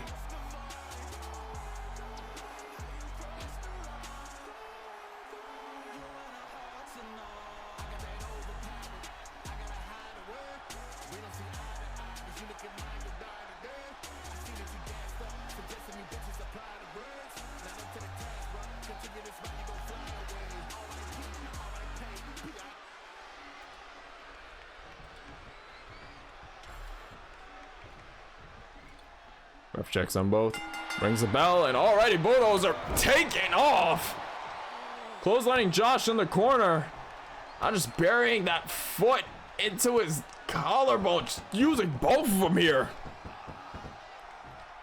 Now burying those knees. He wasn't joking when he said he wanted to make himself even more difficult. Now Bulldozer taking off towards the top. Correct me if I'm wrong, but it's not often we actually see him go to the top rope.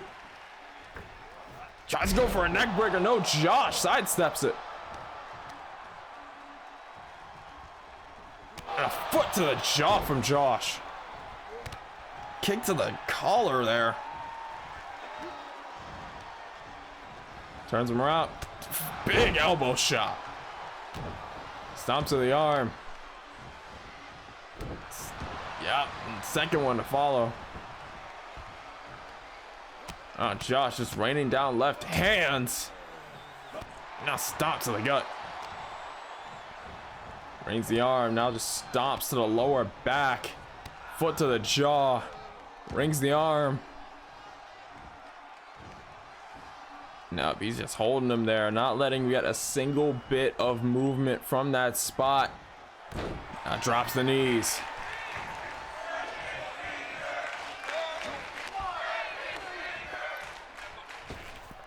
Oh, and the clothesline to the back of the head. I've actually already got my next promo like halfway written without giving too much away. Bulldozer has a lot of pent-up anger for his next opponent. Ooh, that's interesting.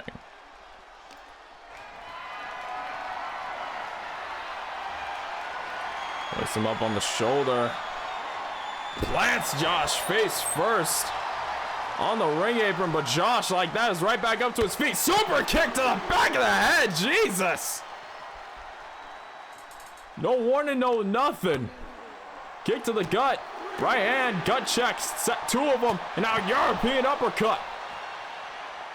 Remember, DKW D1 ruling is in effect for this match. 20 count on the outside. Oh. Drop straight down on that neck, but Josh again popping straight back up. Every single time. Kick to the collar. Shot to the head. Unloading super kick there. Fighting Josh off, trying to make a better place of his current situation.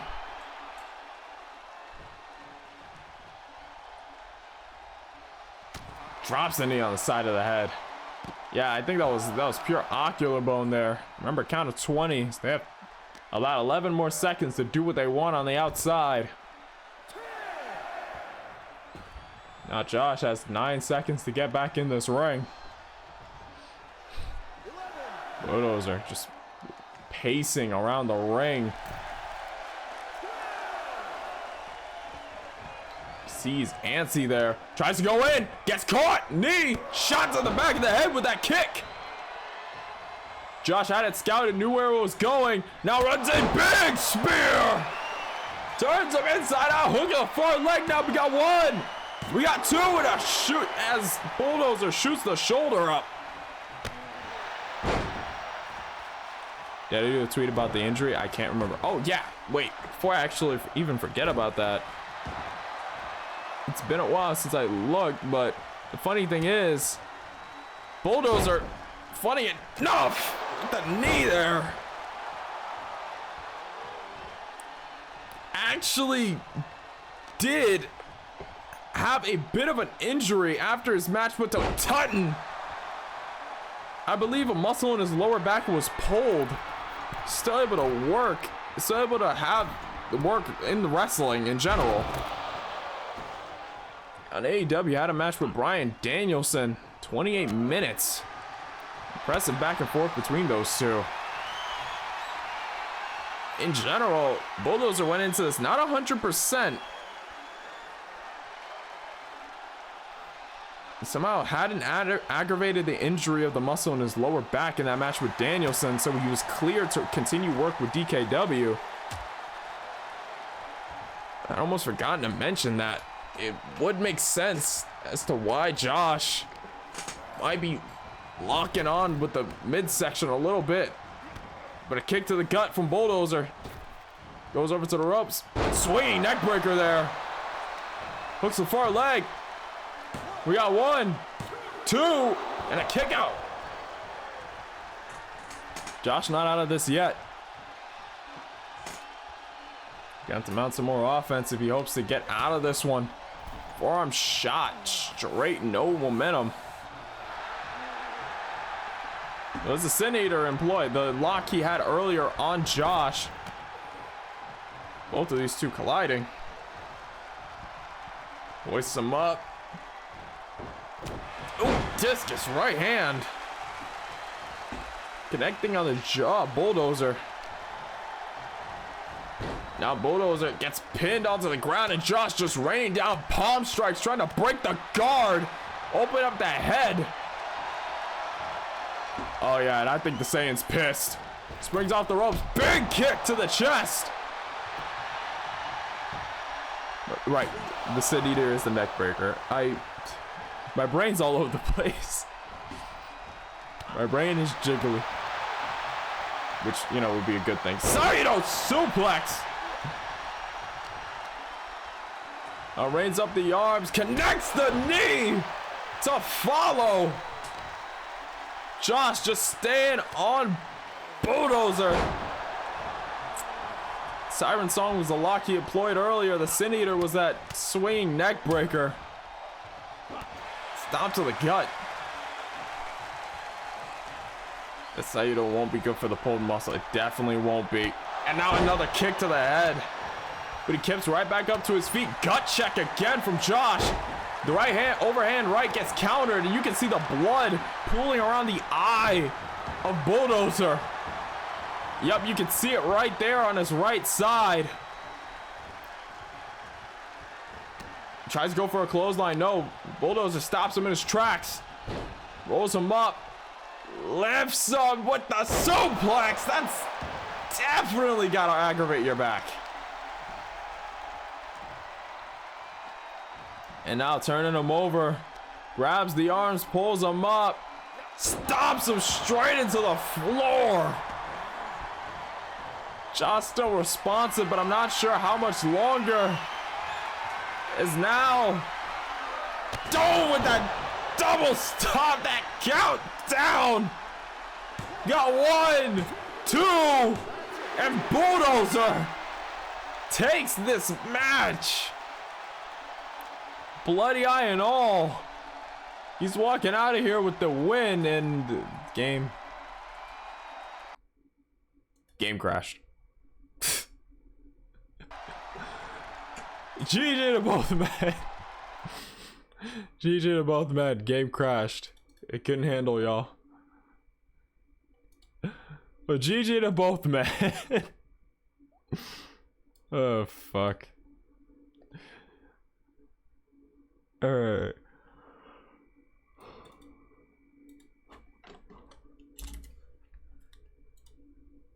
Jesus.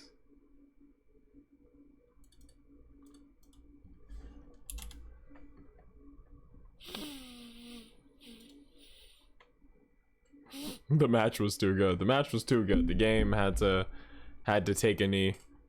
It was losing too much. It wasn't able to keep up. Ugh. Okay. Oh. I thought something was crashing on my end. Uh-oh.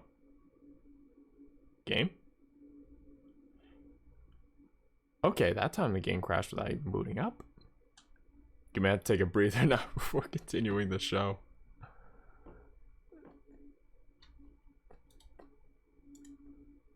Let me close some small stuff in the background. Is that gonna help it?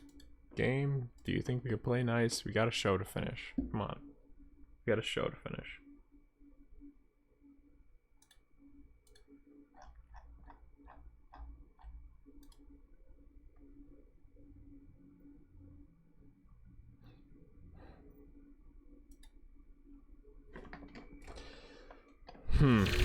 Alright. Gonna have to give the game a sec to figure itself out. Whether it wants to start or not.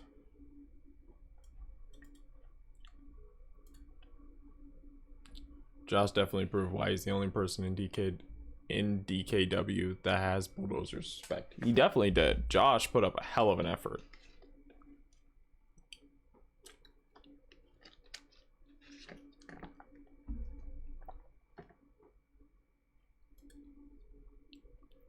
It's never easy to put Josh down for too long. He's a durable guy. Those sayings. They aren't just here, there, and gone the next day. They fight. They're made for it.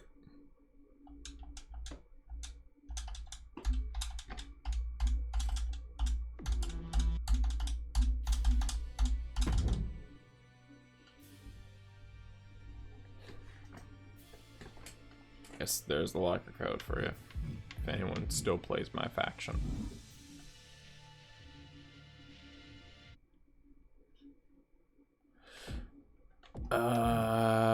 Universe. Continue. In you. Hey, you. And this match, we are game. Game. Come on. I know you can do it. There we go. This match, Bulldozer had won. Okay. Next match. 1-on-1 Teddy King versus Defectus Goal. 1-on-1 between these guys is gonna look very interesting.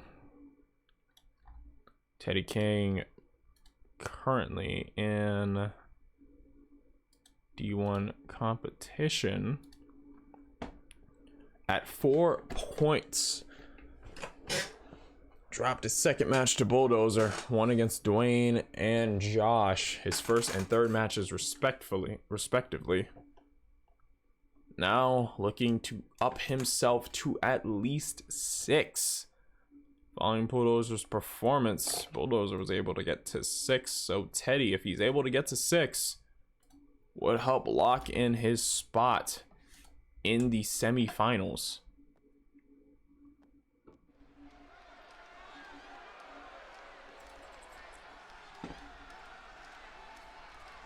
Another match that could have big implications for the men's A block. True. Very true.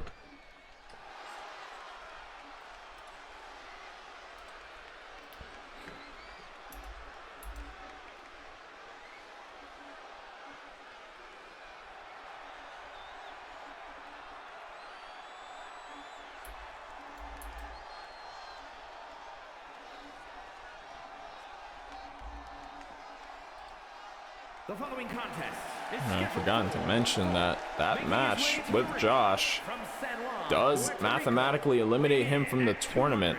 41 pounds, Teddy King.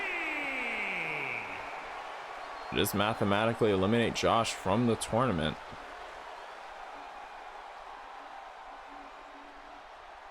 Still has one more match to go against Dwayne next show. Teddy King making his way to the ring.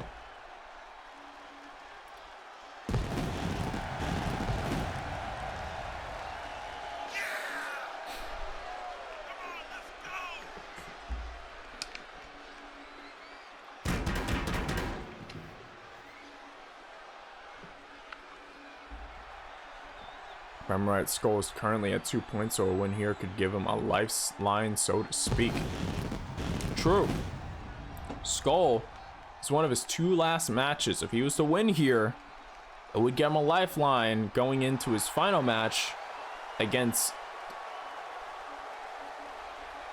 well, someone he knows very well to finish off his tournament.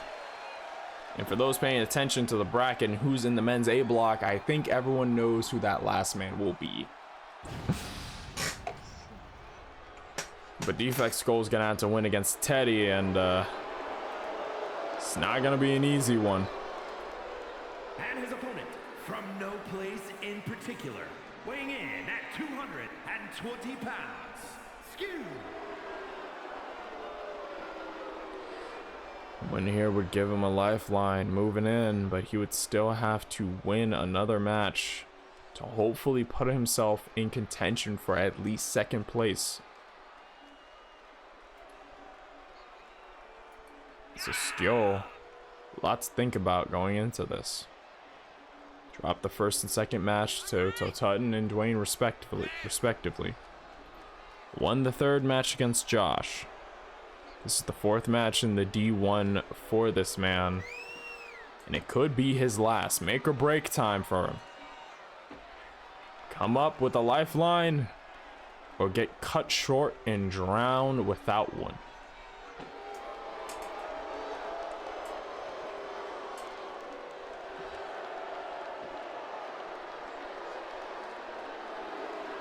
For Teddy, this is secure your spot in the finals. Potentially secure your spot in the finals. Or start praying. The most high stake matches are usually towards the end of the D1, because at that point there is no ifs, ands, or buts. Next episode is going to be the definitive end. We'll see definitively who goes on to tiebreakers. But oh, wow, what the hell? Teddy, taking a little bit of lesson from Melissa there. What the hell's going on? Plants Defect, face first. What happens there is multiple times in the same block, or for example, if 3 people have 4 points, would the tiebreaker be a triple threat match? In a case like that, potentially yes. If the tie does interrupt the first and second place spots from being definitive, then yes, the tiebreakers would take place in a triple threat, or would be maybe I don't know, but probably a triple threat. Matt, wait. Okay, wait. Everything on my side kind of froze to a halt there. But yeah, it would be in that scenario. If there was more than one, let's say 4, 2 of them would be put in a match with each other to see who gets that spot.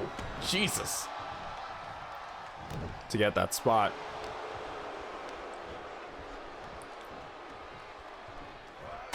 Still not 100% certain on what we would do in that scenario, because I do like the idea of a triple oh, shooting off the top. Defect Skull throwing caution to the wind. So I like the idea of a triple threat, but at the same time, I feel like one-on-one matches are probably how we're gonna keep things rolling throughout the D1. Shot to the back of the head from Teddy.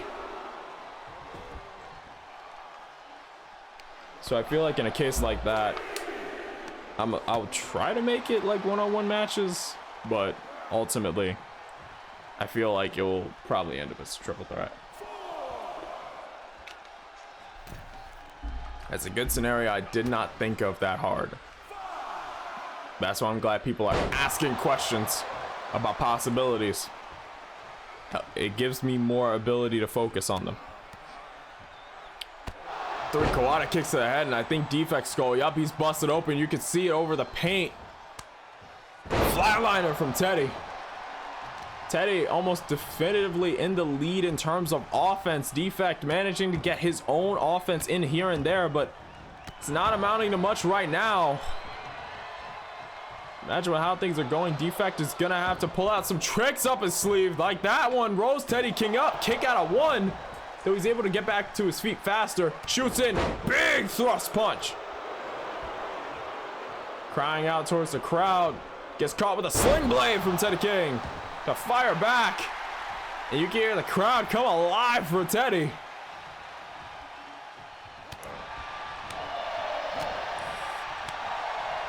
Several chops, place him in the corner.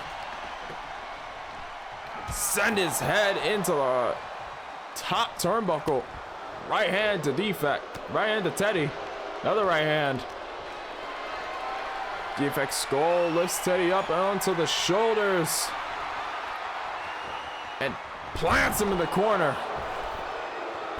Could also do that multiple 1v1s where whoever wins the first match has to face the third person in a tie to get into the semis. I was thinking about that. I thought about that scenario, and I think that would work best if there was like a three-way tie, because it would keep the spirit of the D1 kind of being one-on-one matches. In multi-man matches, I mean, it'd be all right, but I feel like ultimately I want to keep it to like tournament kind of style. So maybe in a scenario where it's like, oh yeah, there's a three-way tie for like second place. All right, whoever wins this match is going like straight to face this guy in the same night. It's gonna be wild, but we got sensu beans in the back. You know what I mean? That's probably what I'm gonna go for. DKW is gonna be Teddy missing that one.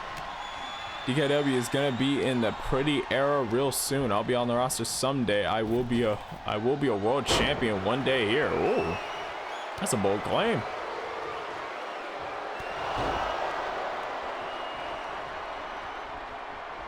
Crew boarding one? Welcome in. Thank you for the follow. I'd love to join. I am pretty Tony. Ooh. Well, to join DK. Oh, wait a minute.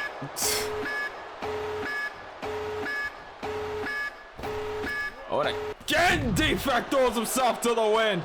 IWW TV, welcome in. Welcome in. How are you guys doing?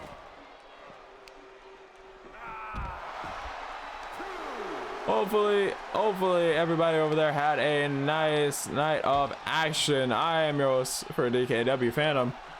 Right now, we're in the middle of the D1 second half of the show. Currently going through some important matches point-wise in the round-robin tournament we're hosting. Welcome in, Crazy Gamer. Red, how are you guys doing? How was the show?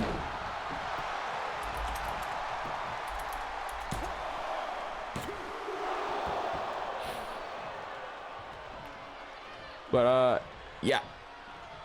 Pretty much exactly how Toxic said there. Clue boarding one? I'll just keep saying clue boarding one. Fall to the king! Wait a minute, hooks the far leg! Got 1, 2! Oh, and a kick out! Jesus!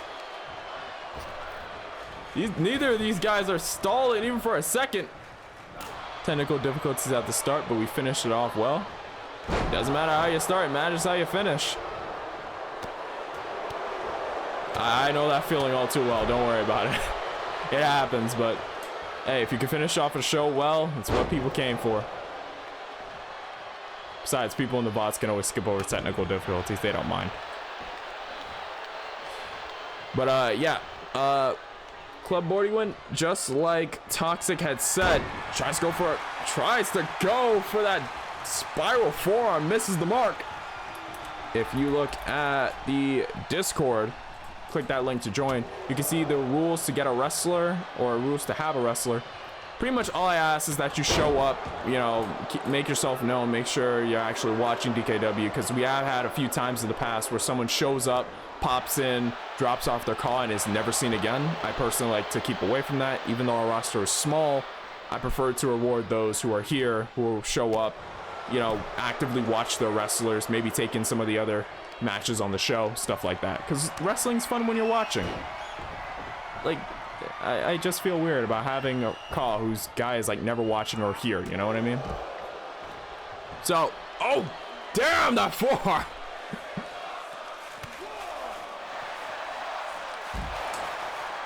I'ma watch. Yeah, that's all I needed to hear. I should say that DKW is a bi-weekly thing. I don't do it every single Thursday, just like once every 2 Thursdays. So the next show is probably going to be on November 9th. We kind of make it bi-weekly so we have a bit of refresh time between each one so it doesn't feel too stale, too stagnant. Because like I said before, we have a pretty small roster. I don't want people to feel like they're doing the same things over and over again. And it does give me some breathing room for college, because college is a bitch. Runs in with the knees. So yeah, pretty much just join the Discord, and from there, we can work on getting your wrestler in.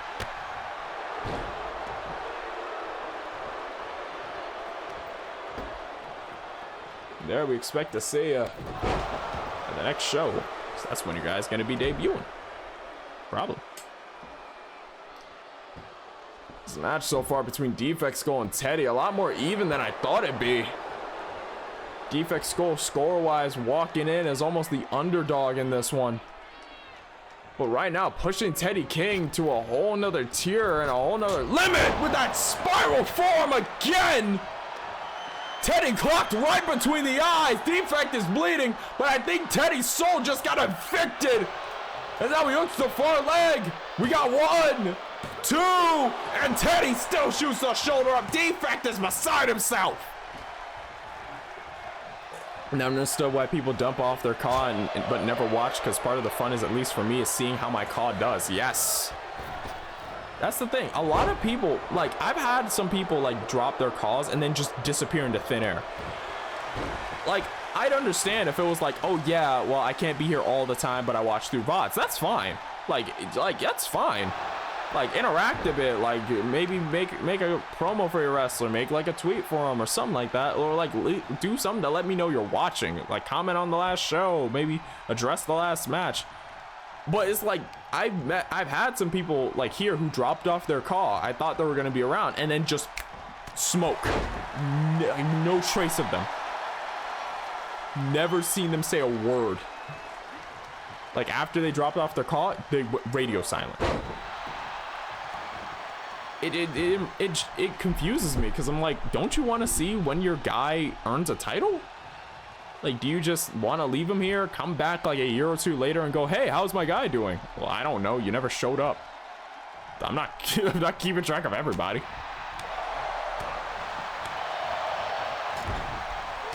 Goes into the corner. Teddy King laying in the hands on Defect Skull. Shot to the chest there. Now going up to the top and using his boot to sit on the jaw. Sending Defect all the way to the outside. That's the first time I've seen Teddy use that move. This match right here is pushing him. He is going deep in the vault.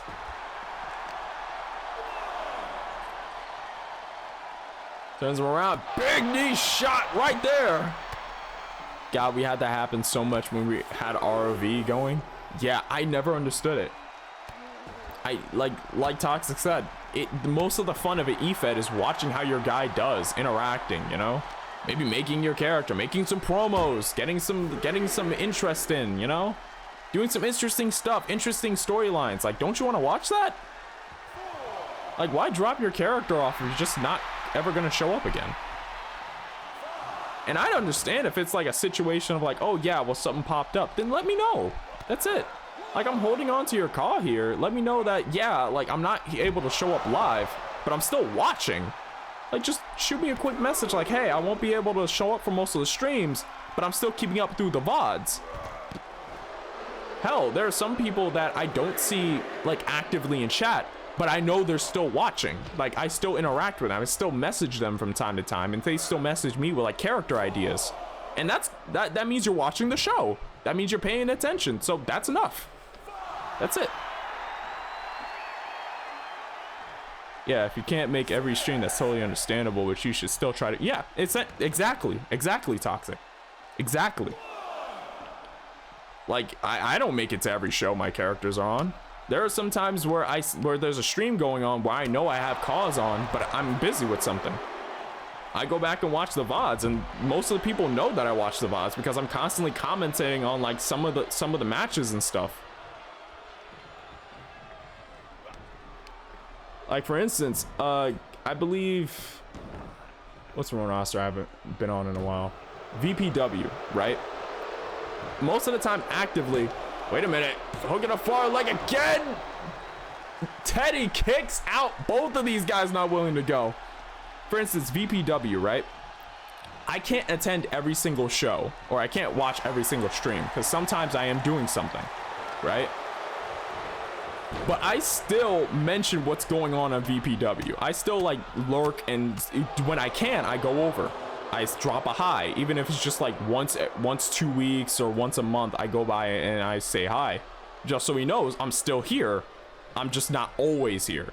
That's it. Just a little bit of communication, stuff like that. Small things, they work. They add up. That's it.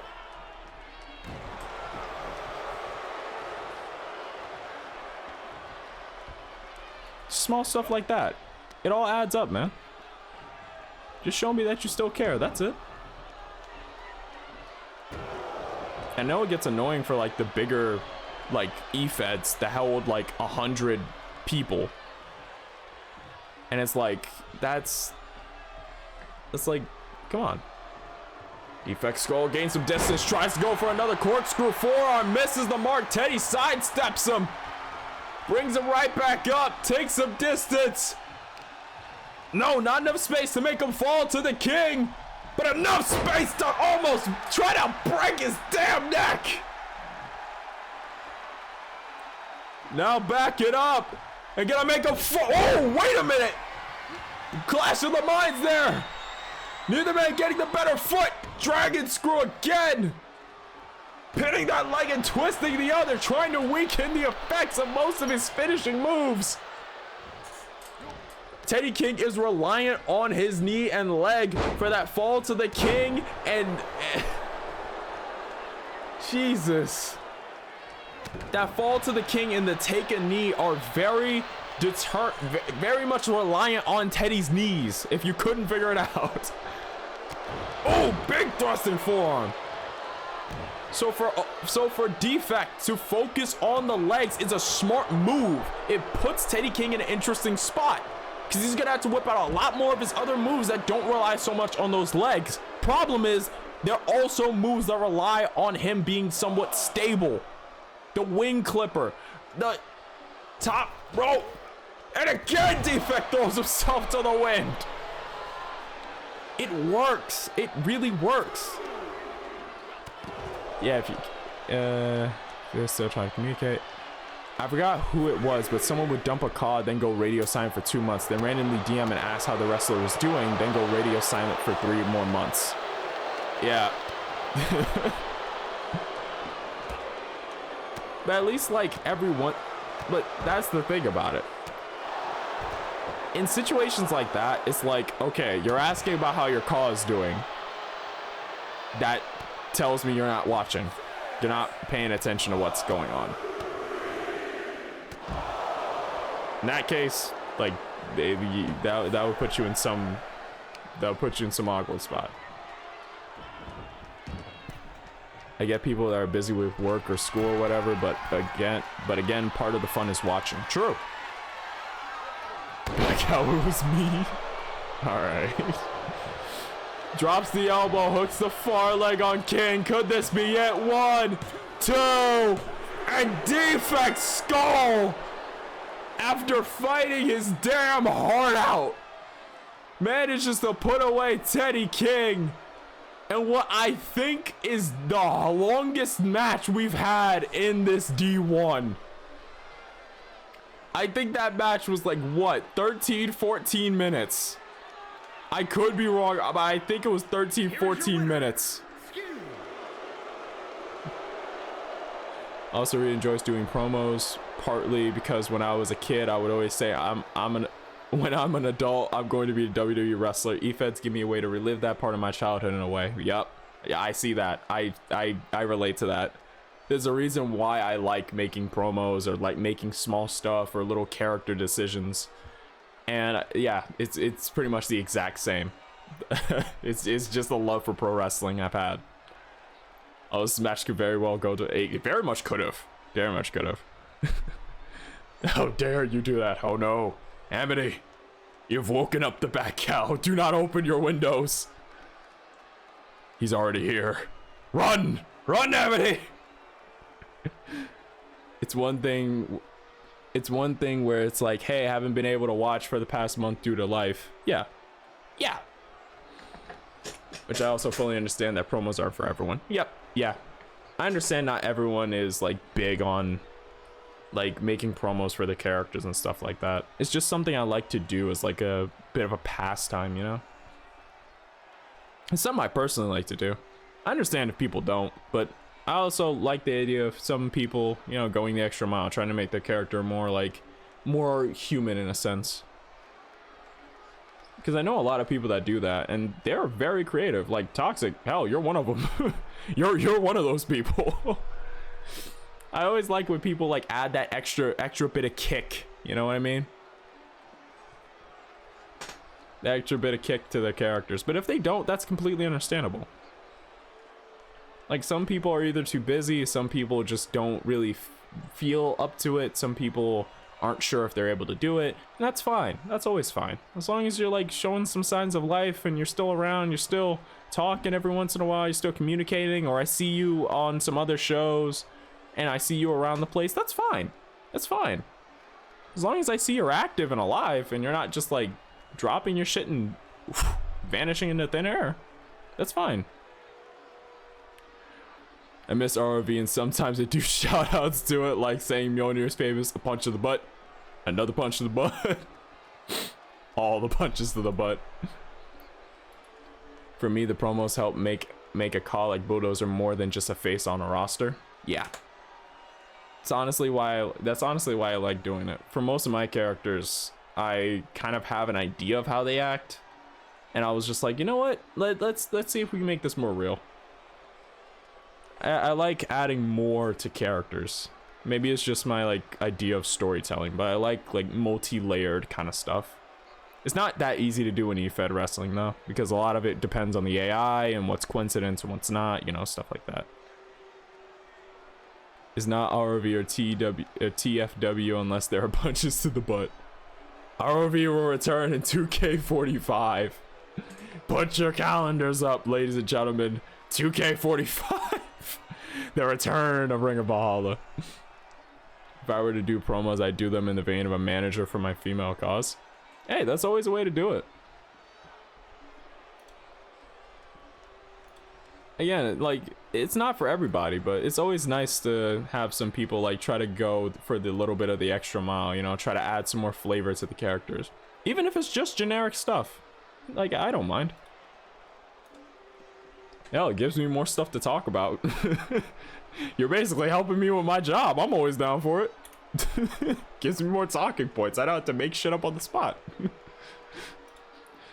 But Defect Skull, after a hell of a hard fought match, probably one of the best ones we've seen in the D1. I think now's a good time to remind, on the YouTube VODs channel, we actually have a full playlist for DKW. So you can go back and review the matches. Hell, we might actually hold like a, I don't know, maybe a DKW award show. I don't know. It'd be a lot of work to put that together.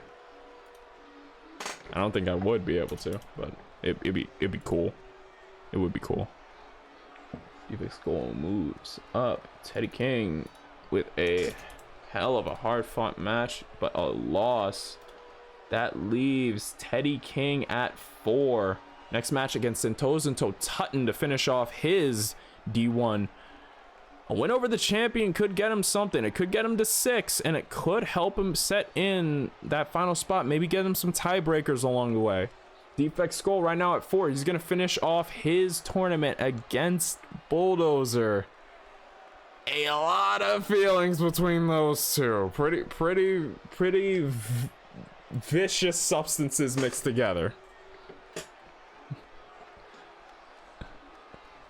I'd be like, tell me you get something, reporter guy. It does also help because I really enjoy playing role-playing games like Skyrim or RPing in the career mode. Yep. Thank God for VODs. Thank God for VODs. Yeah, that reminds me, couldn't find episode 9 season 3 on the VODs when I was looking through all VODs. Also went ahead and subbed. Oh, thanks. Wait, why's my face? Hold on. There we go. I couldn't find episode 9. I'm hoping that was... Ooh. I'm hoping episode 9 wasn't one of those episodes I forgot to upload.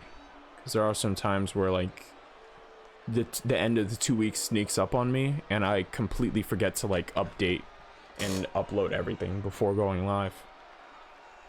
So that might have been, like... it might have been one of the episodes that snuck up on me. I'll probably give an update on the Discord if I can find it or not. If I'm able to, that would be cool. If not, then shit.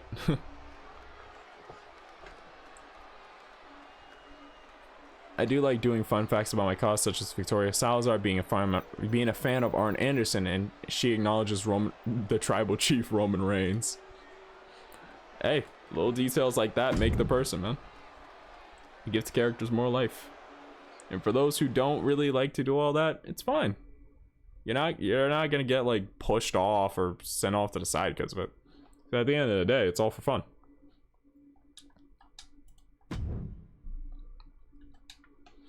It would be cool to see someone do full sheets for wrestlers that pop up pre-match or during entrances that does fun facts and match history. I think Stone had something like that. He had something like that on SGWF, where he'd like have a card on the corner of the screen that pops up and shows like 1 of 3 fun facts about the wrestler and their match history, or at least win and losses. So that's something he does. And I never learned how he did it, but it was always cool because Stone put so much effort into his. So she's half Triple H and half Solo Sikoa. I mean, that's a way to think about it. She's also heavily inspired by my sister. Oh!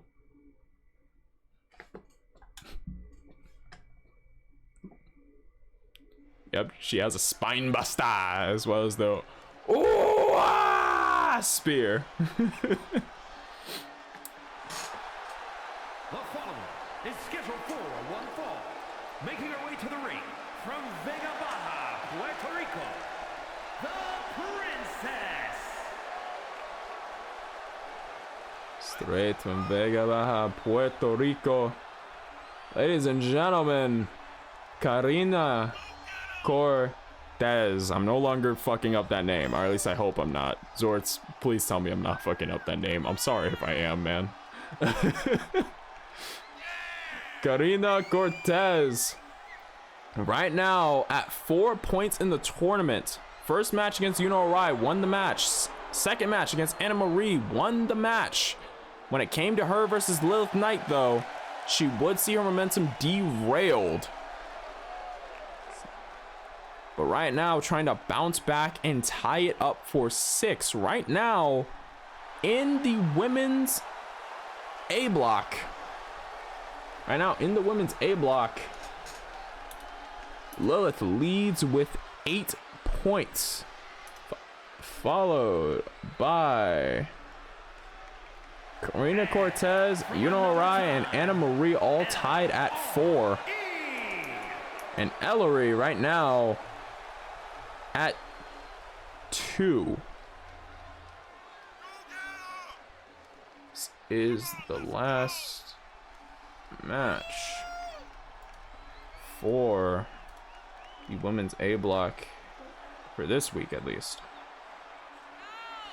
So right now, the only points looking to change are Ellery and Karina. Karina could go up to 6 points and lock herself in to that secondary spot, separating herself from some of the others and breaking herself out of that 3-way tie between between herself, Yuno Arai, and Anna Marie. But if Ellery were to win, she would, in a rare case, initiate a 4-way tie going into our last week. I'm not joking. Karina Cortez at 4, Yuno Arai at 4, Anna Marie at 4, Ellery at 2. She has a chance to make it a 4-way tie for second place going into the last week. As Karina showing off that agility straight out of the gate, not sparing any time, not trying to give Ellery any space to wind up some of those big hard hits she's known for. Oh! Spine on the Pine, Jr. Spine on the Pine Jr. Messes up name once. It's the cartel. Open up. I like to keep my head on my shoulders, please. Names are hard. Names are hard. Alice's Universe Girl. It is. Ellery, the barefooted Saiyan. I'm inspired to do tournaments myself now. Thanks, Phantom. I mean, it's a fun time. That and the round robin tournament style really does help when it comes to like kind of shifting into a different time. So for me personally, it's like starting college classes, it does help alleviate some of the stress of like coming up with match cards and stuff like that, trying not to repeat matches too much, because everyone's just sectioned off in their own block. So it's like 6 people to a block, you get 3 matches, just cycle who's getting who, and you get like fresh matches for like a few months. At least a month. Okay, out of 1. Ellery trying to stay as patient as she can. She knows how dire this is. This could be her mathematical elimination from the tournament, because one of those people at 4 are moving up to 6, guaranteed. Ooh, the forearm had Karina dancing on ice. She knows how stressful this is. If she loses this match, it could be mathematical elimination. If she wins, she can keep herself alive with that lifeline. Wait, I just realized it's now guaranteed that both Josh and Ellery won't make semis. Ellery still has a chance. Ellery still has a chance, because if she goes up to 4 and then advances to 6 points, she could tie at least for 2nd place. So it's still possible for Ellery. It's still possible.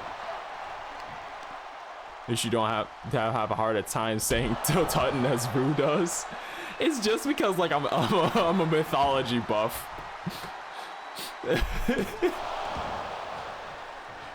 But to be fair, every time I have to spell Totutton, I usually just say it wrong because my brain like spells it right when I do. So instead of saying like Totutton and spelling it that way, my brain, like when I'm reading it and I'm by myself, not streaming by the way, and I'm typing it in, I just go Tochitten. And for some reason, I always spell it right when I say that. I never remember how to spell it, but when I say Tochitten, it all falls into place. It all falls into place. I'm not even joking. I'm not. It's just how my brain works. I swear. I one of these days I have to actually get checked out to see if I have like ADHD or something. Because the way my brain doesn't work right, I'm starting to think I'm neurodivergent. Got 1. That's 2 and a kick out. Ellery's still in this. Karina Cortez trying to mathematically eliminate Jimenez. They won't make semis together. Oh yeah.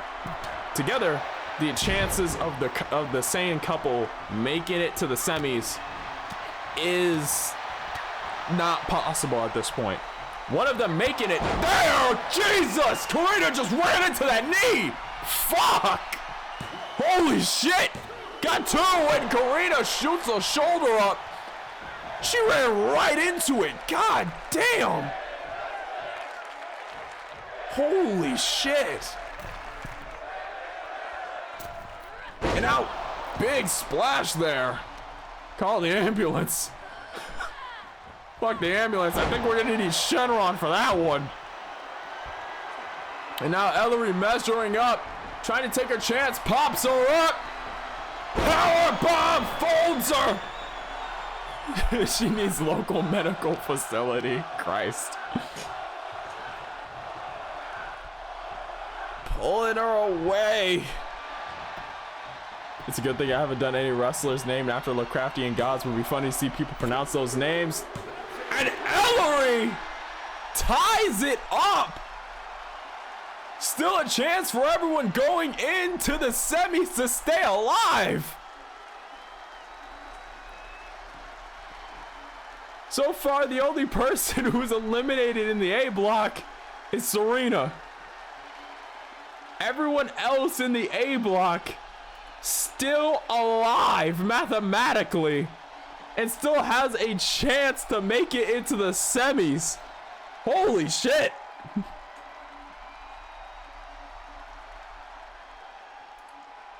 Here is your winner, LR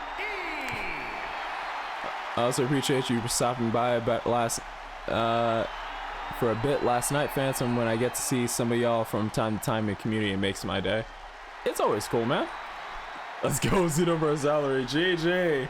We can go grab the Dragon Balls real fast. We'll need your opponent for next week. Oh, not gonna lie. Next week is a lot. Now I'm realizing it. Next week is built up to kind of be like grudge match season, at least for like a lot of the blocks, because we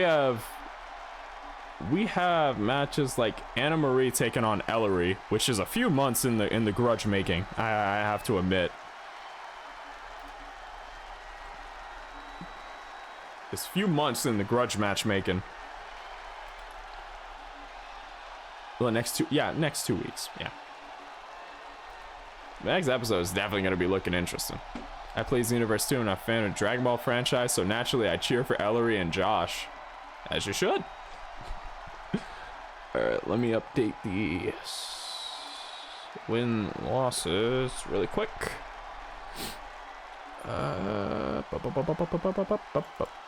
You go up. And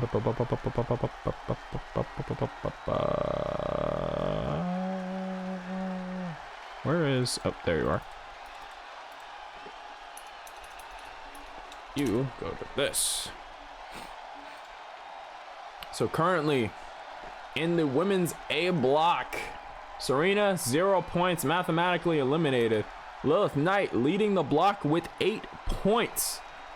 Ellery, Karina Cortez, Yuno Arai, and Anna Marie all tied at 4. 2 wins, 2 losses on everyone's part. Next episode, we'll play a hard reality call or wake up to a lot of the women in the A block. Next win matters the most, and next loss boots you out. This is gonna be interesting, and by the end of it, we'll still have a tiebreaker in the women's A block, because whoever wins it will be tied at 6. That's gonna be interesting. That does offer a chance for a lot of the women in the A block, minus Serena, to get through. That is an interesting as hell outcome. Bodo's is in a Sasuke arc part 1. I need to get back to Dragon Ball games sometimes. They always look fun. Honestly, yeah. Kakarot was a lot of fun with the DLCs and everything. The main story does slow down a bit, and there are some moments they skip, but I'm not here. Hey, I see him. Hey, I see you, Fox. Your tail is poking out. I see you. I see a little fluffy behind. Hey, don't go. What you doing over there? What you trying to hide for? I see you. Yeah, I see. Yeah, I'm looking at you. Yeah, I'm watching you. Fuck this long ass tail.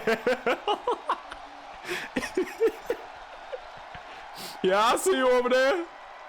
Don't think you slick. I see you. I see you. What's going on, Marty? Naruto is probably my favorite anime, to be honest. Fair. I grew up with Naruto and Dragon Ball. Dragon Ball takes it by a little bit. Naruto is the absolute close second, if we're talking about like anime I grew up with. Now my top 5 is looking a little bit wishy-washy, because I like a lot of smaller shows, but legit, Minato is him. My brother in Christ, you just spoke the truth. You spoke the goddamn truth. My brother in Christ just spoke the truth live on stream. I ain't see a single lie in none of the words that man spoke. Next up, Dwayne goes one-on-one with the current world heavyweight champion, Sentozen Tutton. Gonna be an interesting back and forth.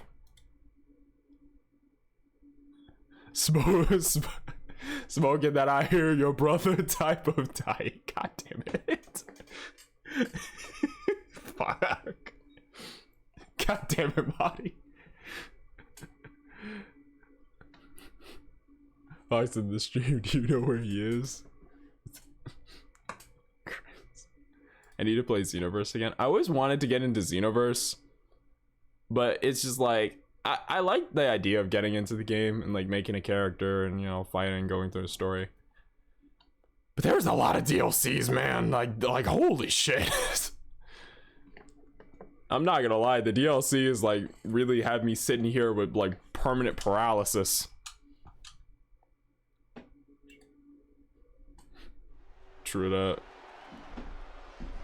It's like I see the packs and I know they exist, but god damn, like $800 worth of worth in DLC is insane to me. The following contest is scheduled for one fall, making his way to the ring from New York, weighing in at 350 pounds, Bulldozer Dwayne. Why do I feel like Dwayne's about to die? He is against one of the more dominant champions we've seen recently. True that. I'm still surprised they made a Dragon Ball Dead by Daylight game. Oh yeah, Dragon Ball Breakers. Honestly, I haven't heard much from that game. I wonder how it's still doing. The Universe 2 has gotten a good amount of updates throughout the years. They have. They definitely have. Like, the game is still solid. And I hear recently they upgraded the CPUs. I watched C Reacts to like get a lot of like the stuff about the game or learn about the game. The CPUs now know how to like break out of a stamina broken combo using their limit bursts, and that's new. That's new. They were struggling with that one for a while. C Reacts is awesome. I see another brother of Bauer in the chat. And his opponent. They made a what? Yep. Dragon Ball Breakers. Weighing in at 266 pounds, the Dragon World Heavyweight. Yep, Breakers. Siriax is awesome. He is. Last I heard, they were adding the Ginyu Force to IR. Ooh. That's interesting. Him, Doyota, and Rhymestyle are my favorites to watch on YouTube. The three idiots never fail, man. The three idiots never fail. It's always a good time. Look at the men's A block.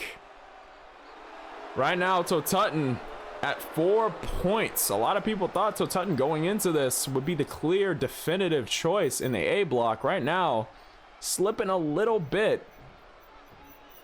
Won his first match against Defect Skull, lost his second against Josh, gained his win back against Bulldozer, landing him at 4. Dwayne had an interesting time with the D1. Not entirely mathematically eliminated, but with the way things are going, he's on a thin wire. First match did not go well. He lost to Bulldozer in the first one. Second match, he did win against Defect Skull, but lost again against Teddy King, leaving him at 2 points. So right now, Totutton has a good bit to gain to get back into the running, or at least tie with Bulldozer to claim the semifinalist spot in the D1. Leg drop. Kick between the eyes. Dunn springs off the ropes, plays evasive, using that agility of his to pull out ahead over Dwayne. Got one on a kick out. But the Mayhem 4 has been great thus far. C-React's intros get better and better. Really, they have. Like, I'm surprised he got like the when I saw the picture on Twitter of him on like the stage and everything, I was like, oh really? Like, he's going all out for this one. It's really good. Never in my life did I ever think I would hear they made a Dragon Ball Dead by Daylight game. Oh, headshot! Wait a minute! Clocked him on the jaw with that final kick. And now immediately going for the pin, decides Rainbow Sangria to finish the job, maybe! This could be one of the shortest matches in the D1 right here. We got 1, 2... No! Dwayne shoots the shoulder up. Dwayne was a previous world heavyweight champion, held the title in what was considered to be a cursed age. The title hot potato in between a lot of people. Managed to hold the first defense of it. Snap suplex. And off of that first defense, he was the one to break the curse. From there, he would drop the title to Legacy, and Legacy being the connecting wire between these two. It was Legacy's reign that transferred the Age of the Titans to the God of Pro Wrestling to now the Age of the Drunken Champion. I'm making all those up on the spot, but if one of those catches on, hey, one of those catches on. Legend of the Drunken Champion. Coming to Blu-ray soon. Ooh, back elbow. So Tutton is that unpredictable side of him. Jesus! Striking wherever and really having you guessing. Rated R starts Friday.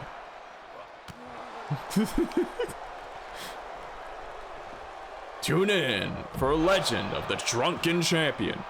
Rated R starts in premieres in free theaters this Friday. Leaps up. Big DDT on Dwayne there.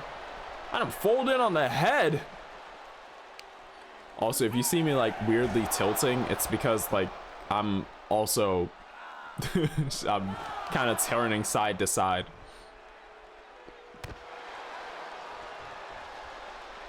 In that movie Gravelly Voice.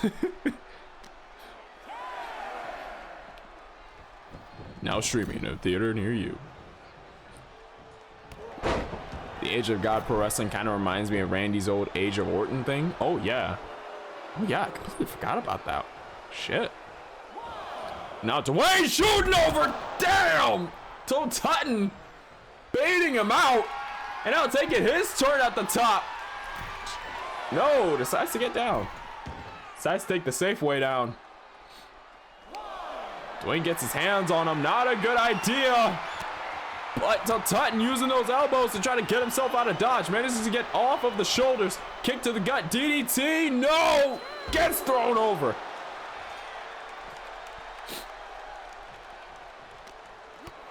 Kick to the gut from Tutton. Again with that DDT.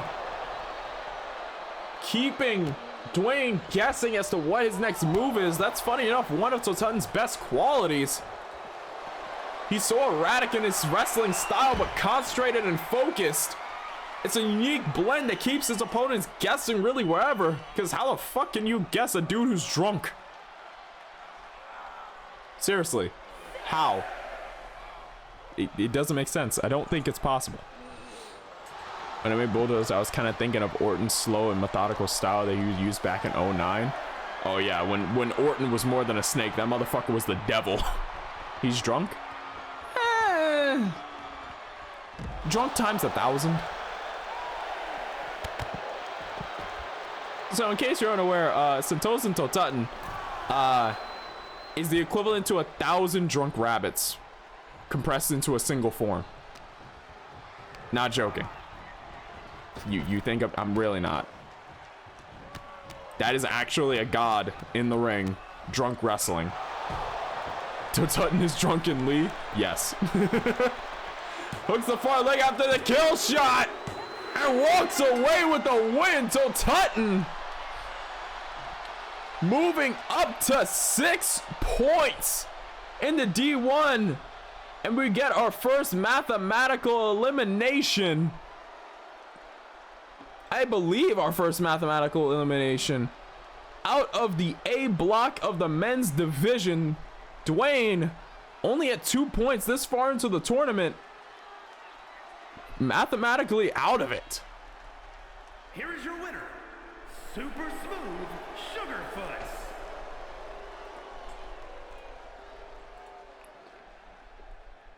So that makes Josh and Dwayne both eliminated mathematically. Those two will face each other next episode. Sentosa's next target to try to keep his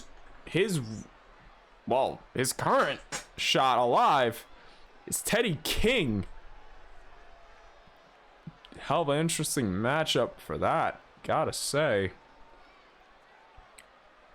Defect Skull and Bulldozer will also face off next episode for the A block as we switch things back to the B block for the men's side, and then we'll go to the women to close out the show.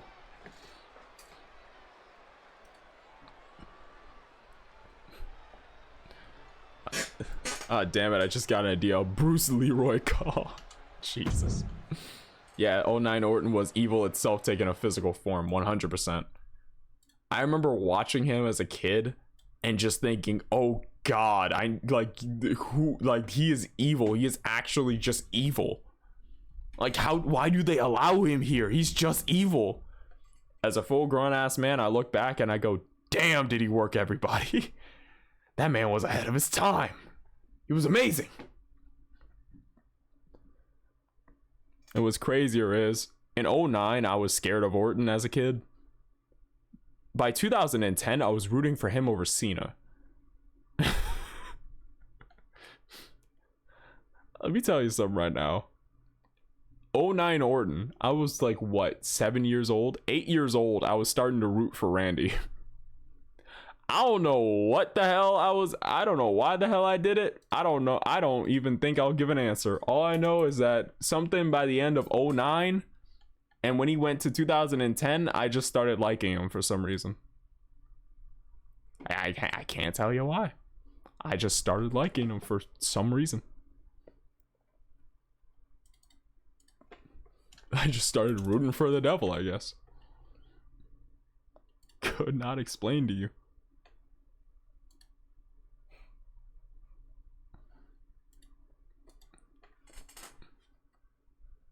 Edge was also a menace in the 2000s. He was.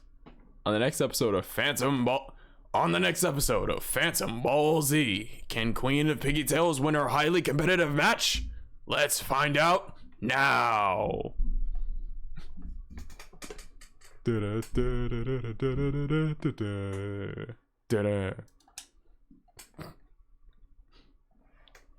It just reminds me of like that. Every time I do that voice, I'm always reminded of like Z Kai's like the announcer of Z Kai on that one episode that Frieza died. Like, the battle for Namek, death of the evil emperor, Lord Frieza dies, and it's just like, wait, what? Wait, didn't you just ask us if Goku would be able to? Why would you just? Okay, you just gotta tell us he dies. Word. I always thought that was so weird. It was funny as hell though. 03 Kane was also a Total Demon, yeah. 03 Kane literally set a grown man on fire, then electrocuted another man's balls. Look, I mean, hey, we gotta talk about early Taker too. I can't remember the exact time frame. I want to say early 2000s Taker, before he started like the badass. Because I remember like one of his last things he did as like the Ministry of Darkness was like, what, marry Stephanie McMahon? Because apparently that was the worst thing you could do back then. I'm not even joking. Literally the worst thing you could have done was like be in a relationship with Stephanie. I'm not joking about that.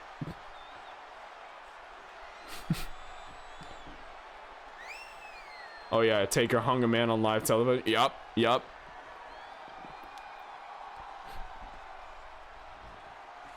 It's wild.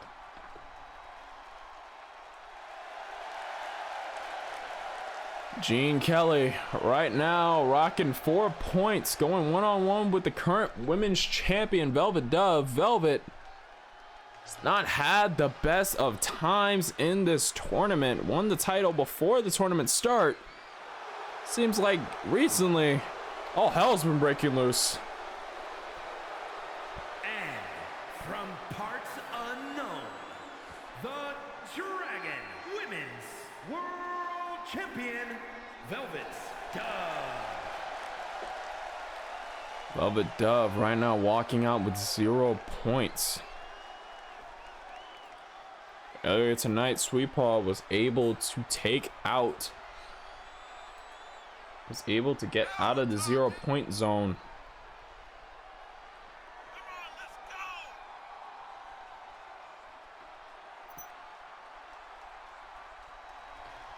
Velvet looks to do the same, even though Her chances of mathematically winning this tournament are out, even though she is holding that DKW Women's World Championship and probably has a lot of defenses to look forward to.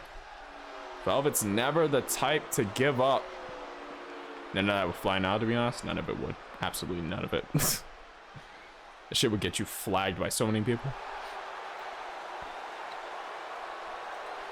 Velvet's not the type to give up, even when her back's against the wall. Looking to see some of that right now. She worked her way to that title undefeated. She may not have that streak, but she has the prize. Whoever wins has got to pin her for it. Jean, a recent DKW dojo graduate, already at 4 points, looking to try to etch her name over the champion. Rear waist lock. Jean got cocky. Got her by the scruff of her neck, hang her up on the ropes by hand, and now holding her head over that top rope, choking her here. Wrestling in the 90s and 2000s was just a different beast compared to now. Yeah, it was a different kind of thing, man. Pulls her up, collar elbow again, tucks in the head, reels back the arms, butterfly suplex.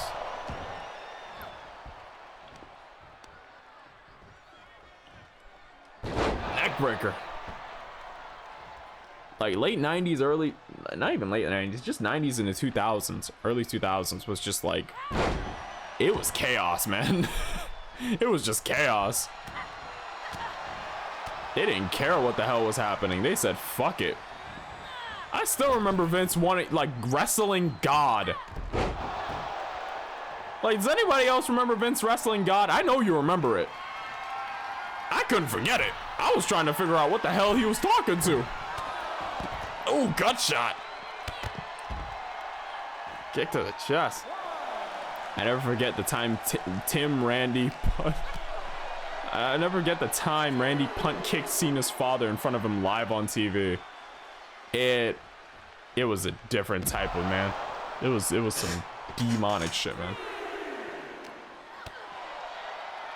Now, if WWE gets anything close to that, it's like, whoa, hold on, we're crossing barriers here. Oof. Jesus, the way Jean folded there was not okay. Remember, D1 tournament rules, count of 20 on the outside. Butterfly suplex again. Jean sends Velvet into the ring. Velvet goes for the clothesline. Jean ducks under. Taps her on the back. Grabs the arm and now locking in the STF. Velvet managing to break the grip. Back elbow to the jaw. Straight to the jaw again. Tries to go for a low gut shot. Misses the mark though. Jean was a little bit farther than she wanted. Jean returns fire with a gut shot of her own after walking her to the ropes, and now going to do something, but Velvet returns fire with a reverse DDT to counter. But Jean traps the head, trying to roll up the champion really here. Kicks out of one. Jean rushing in, big shoulder tackle to Velvet. Velvet gets right back on her feet, tries to go for a head chop. Jean cuts her off with a short arm forearm. Tries to go for a overhead chop again. Jean pulls her into that knee. Jean right now has a target. She's been doing her homework on Velvet, it seems. Another gut shot from Champ. Not the best of performances, but Velvet is not one to give up until her consciousness leaves her body. She is stubborn like that. It's a reason why No Pants Nation and the whole world have been proud of her rear view. Hooks the far leg. We got one. We got two. And a kick out of two. That's how she found her way to this title in the first place. She kept working even when the cards were stacked against her. Built a streak, went up against the champion before the D1. Walked away with the title. Split-legged moonsault there. Now get the far leg again. Trying to go for the win. We got 2. And Velvet walks away with the win. 2 points under her name.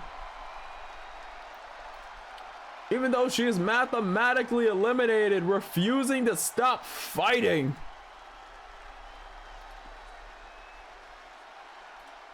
Gene Kelly not able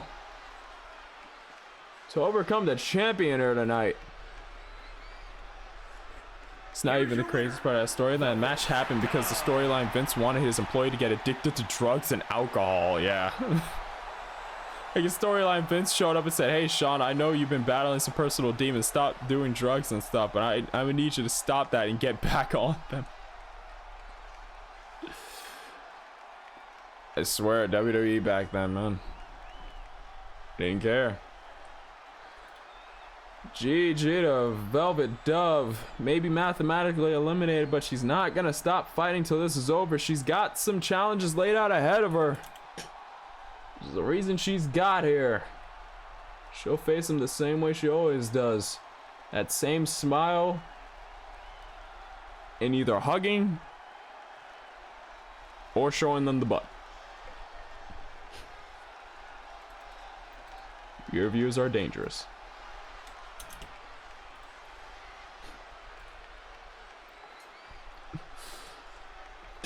Alright, as we move on to our main event.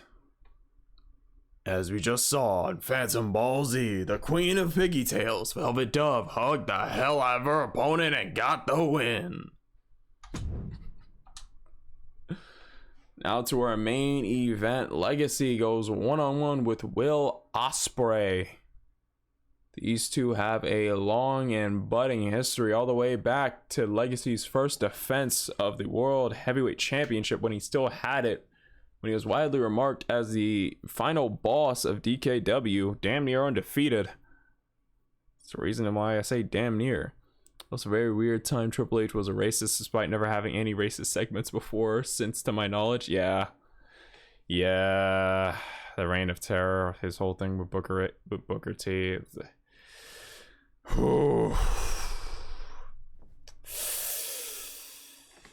Yeesh. It was one of those segments that was like, if you're gonna, like, if they were gonna go that far, he might as well have dropped the title. Is scheduled for one fall, making his way to the ring from England, weighing in at 200. I too miss the 90s and 2000s wrestling days, but I understand that wrestling had to evolve with the times. Soft as society recalls that. Fair. In a world where a lot of people can get offended by things being said, you really do have to watch your tone more if you want to keep things friendly.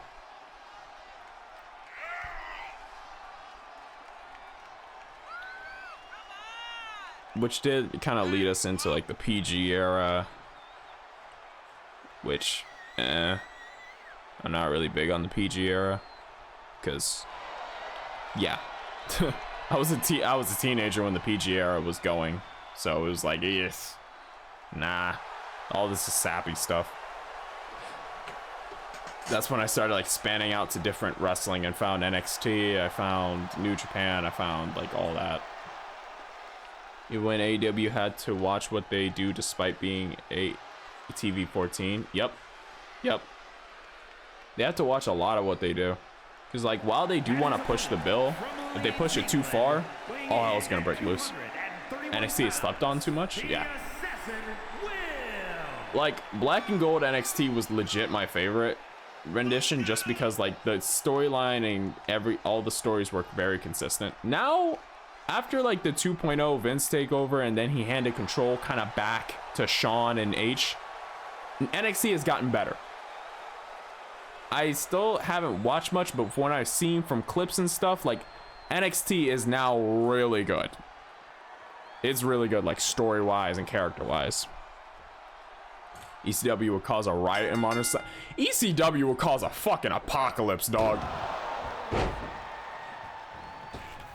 Like ECW would cause ECW would be the reason why 90% of Twitter has a goddamn conniption. ECW would literally be a flatline, dog. It would be crazy. Yeah, black and gold base. Yeah, it's been improving since Sean took over. It really has. I've seen a lot of the stories like get way better. Kick to the gut. Both these two just going back and forth here. Today's generation couldn't handle ECW. Honestly, yeah. I vaguely remember someone literally getting crucified on ECW. Yeah. They could barely handle pronouns. That's a bit of a touchy subject with some people.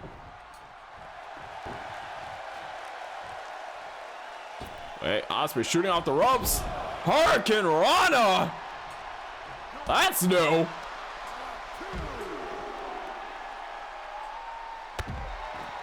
Jesus.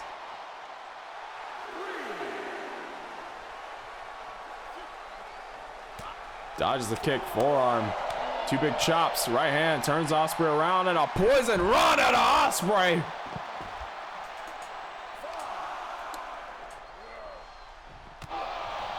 That's all I'm gonna say about that. Don't worry, friend. All right, cool. I feel like when it comes to like big topics like those, they're definitely an interesting can of worms to open, but not one you want to stay in the room after you open them. Because once that can is open, it is not closing. Yeah, without getting political, today's culture is different from how it was when I was a kid, but I also feel like that's also every generation. True, true. And in a generation that's like now, I want to say are forced to be more creative due to some issues and stuff like that. You'll definitely have a lot more division. The change is going to be a bit more drastic than it was before, but I think that's just a byproduct of like how times have changed, like economically, socially, stuff like that. But then again, I'm not in my intro to sociology class, so I'm not going to go that far. All I'm going to say is things have changed. Things have changed a good bit. For the better, for the worse, it's all a matter of perception. Clothesline there. Osprey grabs the foot. Trips out the leg of Legacy. Getting some energy back his way. Like I said, these two had a hell of a first match. First defense for Legacy. Because of my mistake. Oh, tries to go for the devil trigger there. Missed it. Single leg drop kick from Osprey though.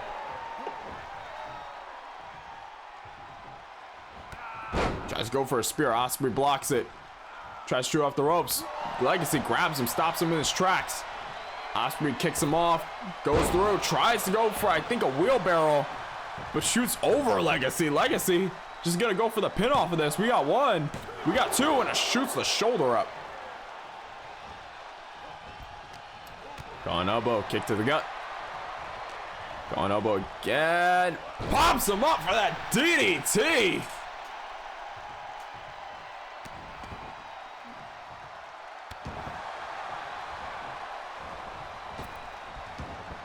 Legacy rolling through, tries to go for that senton. Osprey gets the knees up. Wheelbarrow DDT.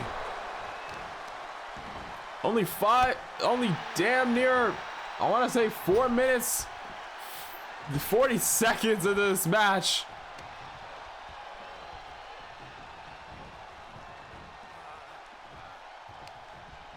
There's a lot of back and forth between these two. Again, like I said before, history between them spanning all the way back to Legacy's first defense of the title. Big drop kick there.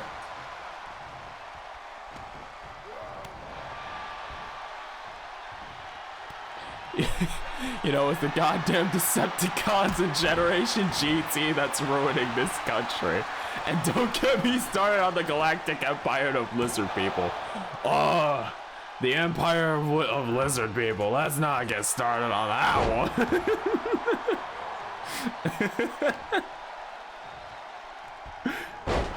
Quick snap DDT by Osprey. Kick to the outer leg. Big chop. Kick to the gut. Tucked in the head. Oh, drops him. I knew I heard all hail Megatron.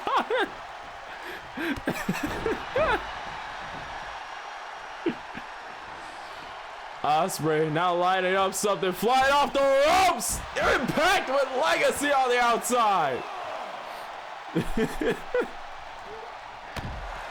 I knew I heard all hell Megatron. God damn it.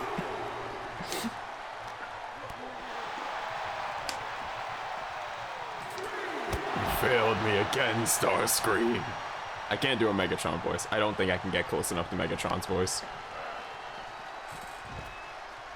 I don't even think I can get to Optimus's voice. Or any of them, to be honest.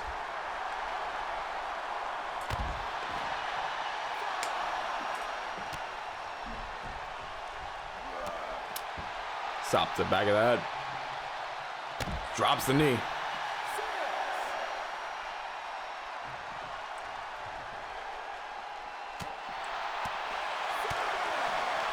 Legacy just going off on Osprey. Count of 7 already. Shot to the back of the head. Osprey's someone who's had head and neck and back problems for as long as he can remember. It's his style of wrestling. So shot to the back of the head like that's got to do some damage. And now again, the wheelbarrow DDT on Legacy. But you gotta imagine Legacy has similar problems. They both share a similar bombastic, explosive style. That's gotta be a lot of head and neck problems. Spine, back, all of it. So both these two kind of an even pairing. Hits him with the knee and ends a guillotine to the side of the head. Now Legacy backing up, gaining some distance, gets into the ring. Like he's trying to beat Osprey out of DKW and into WWE. That's crazy. Good caught. Oh! Damn! Now wait for the day 2K's call creation is so advanced that all we can do it. That we can all do. Wait. No, wait for the day when 2K's call system is so advanced that we can do an all transformer is the EFED. Okay. I had several aneurysms reading that for some reason. I think my brain is just whittled. It is currently pouring through my nose. Tastes like peanut butter.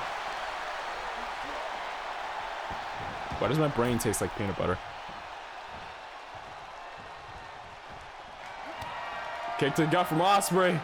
Hooks the arms. He is bleeding. You can see it over his eyes. Both men are bleeding.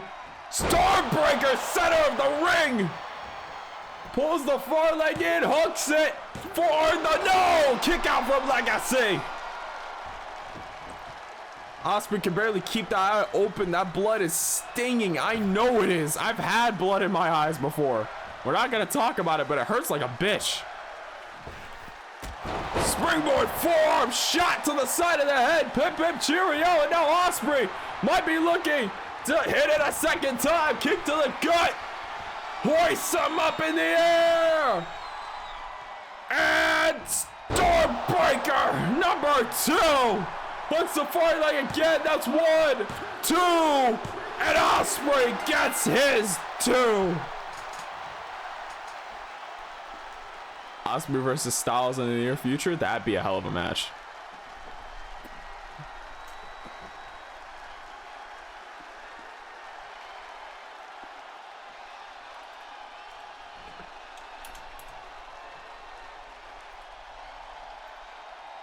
Here is your winner, the Assassin Will. GG to both men. Will Osprey, after a rather uneventful G1, mathematically eliminated, does manage to get his 2 points, halting Legacy at 2, leaving him a record of 2-2 in this tournament. That's going to be a total of 4 points on Legacy's half. This is going to be interesting. It's all interesting. Damn, I thought Legacy was going to take this. Honestly, yeah. I'm already following the idiot streaming stream elements. Thank you, Amity. God, the more I talk about possible matches, the more I low-key want Ospreay in WWE. Yeah, I could see it for like the matches and just the big moments. I just hope he's allowed to wrestle his style, that he isn't like gonna be told to play some other style. But with Hunter in charge, I'd imagine he's gonna stick to his own style.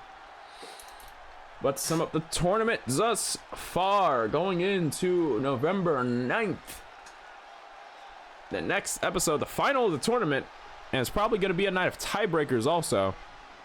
We have Teddy King currently at 4 points. We have Bulldozer currently at 6. Sentosa and Tutton at 6, tying with Bulldozer. Those two looking like the final ones to go into the finals. They look set for the finals. For the semifinals, there could be a deviation because there's still one match left. Bulldozer has Defect Skull to take on. Teddy King has Totun to take on. The outcome of those two matches could sway things in an interesting way. Defect Skull currently at 4 with his win tonight over Teddy King could advance to 6 and cause a 3-way tie. Or Teddy King could beat Totun and cause it to be a 4-way tie. If that's the case, they will switch partners and have their matches. The winner of those two will go into the finals, or at least go into the A block finals, technically semi-finals. You know what I mean. They'll be the top 2 point getters.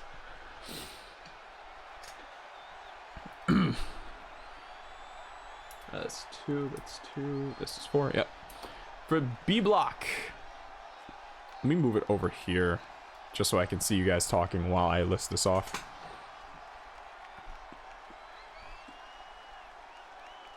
The Queen of Pigtails is back. Yeah, I feel like if he went to WWE, he would change his style a bit to something that's similar but a bit easier on his body. True.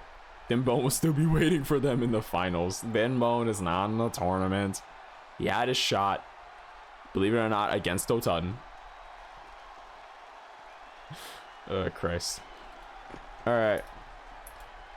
For Nathan Bolushek, he is at 4 points.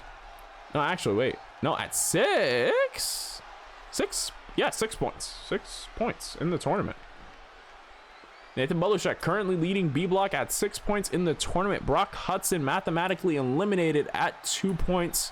Legacy still at 4. He has a chance to make it as the second place of the point getters in the B block, meaning he still has a chance.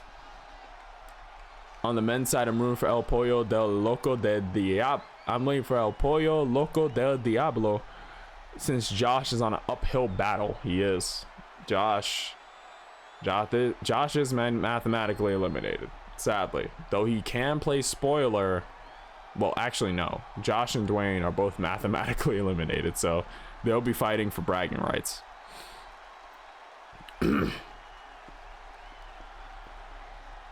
But Legacy currently at 4 points. He has a chance to get to 6 and possibly tie it up against OBS. These two had a hell of a match the last time they were in the ring together. We're going to see where that leads now. Will Ospreay, though mathematically eliminated, did get the win tonight, putting him at 2 points. He's going to have Nathan Bolushek next. We have OBS currently at 4. Tonight did not bore fruit for the streamer turned pro wrestler, but he does have a chance against Legacy to maybe get to 6. It's going to be a comparison between those two, Legacy and OBS. Who can take that second spot? El Pollo del Diablo has Brock Hudson. If Brock Hudson's able to play spoiler, he's able to do it. But if he's not, El Pollo could force himself in an interesting position, because if the winner of OBS and Legacy ends at 6 and El Pollo wins his match, it could be a tiebreaker to see who takes it, unless Nathan loses his match to Ospreay, and in that case, 2 tiebreakers to see who gets those top 2 spots. That's what makes that I have a smile on my face thinking about that. I'm being honest. There's a lot of chances for tiebreakers in the men's D1. Now, the women's D1 is a little bit more set in stone. Women's D1. We're looking at Serena at 0 points. She takes on Karina Cortez, who currently has a chance to make it to 6, potentially getting herself a tiebreaker for next episode. We have Lilith Knight at 8 points, undefeated so far, has Yuna Arai next up on the schedule. Ellery, 2 wins, 2 losses, ends her at 4. She has a chance against Anna Marie. A hell of a grudge match brewing for a while between those two to see who gets to 6, and then the tiebreakers will initiate. Karina Cortez, like I said before, has a match against Lilith. If she's able to has a match against Serena. If she's able to win that, she will advance to the tiebreakers to see who gets the 2nd spot, assuming Lilith wins. Or actually, no, Lilith could win or lose tonight, and actually win or lose next episode and be completely fine because she's at 8 points and everyone else is at 4. Yuna Arai at 4 points. She has Lilith Knight to take on. If she's managed to stop Knight's current streak in the tournament, she could move herself into a potential rematch against each other. Anna Marie currently at 4, looking to her face off with Ellery for a result.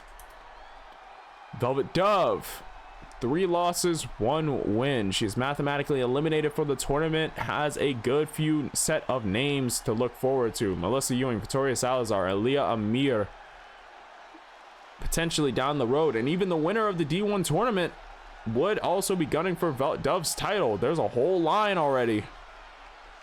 But Velvet, she's not the type to give up. She never does. So while she may not be able to become the inaugural D1 champion while holding the women's world title, there's a good chance she could beat the D1 champion. So many hugs to give out. It is a long line of hugs. So sister, you best get to hugging. You best get to hugging. Jean Kelly currently at 4 points, lost tonight in the match. I believe in this case, she still has a chance, though her next match is against Melissa Ewing. So odds are on the table for that one. Melissa currently at 8 points undefeated. If Jean could stop the momentum, she could secure herself a 2nd place spot or at least a tiebreaker to move forward. Victoria Salazar, 2 wins, 2 losses. Next match against Aaliyah Amir. If she's able to win that, she will push herself into tiebreaker territory for the 2nd place spot. Sweet Paw, mathematically eliminated, but goes one-on-one with Velvet Dove on the 9th of November. So there is always a chance for that to bore some fruit, or for Velvet Dove to get some momentum leaving the tournament. It's going to be interesting. Both are mathematically eliminated, but both could put on a hell of a match. Aaliyah Amir at 4 points. Got her night spoiled by Sweet Paw, but still has Victoria Salazar on the horizon. If she's able to win that, she would push herself into tiebreaker territory, and from there could potentially get herself that 2nd spot. As the nature of the D1 continues, the only way we'll know for sure what will happen will be next episode. Ladies and gentlemen, thank you all for watching. It's been a hell of a night, hell of matches lined up. My voice is currently hurting, so I'm going to do myself a favor and end stream here. Thank you all for watching. It is still really appreciated. Velvet, thank you for the sub from earlier. Love ya. Club Bordy win. Hopefully we will see you more often for more DKW. We will get your call on the show if we see you a good amount of times. I believe you joined the Discord, so from there we just hope to see you active every once in a while. Drop by, say hi, just let us know you're watching, man. That's all we ask. IWWTV, thank you for the raid. By the way, Danny is wrestling in VPW right now. Velvet scared the life out of me earlier.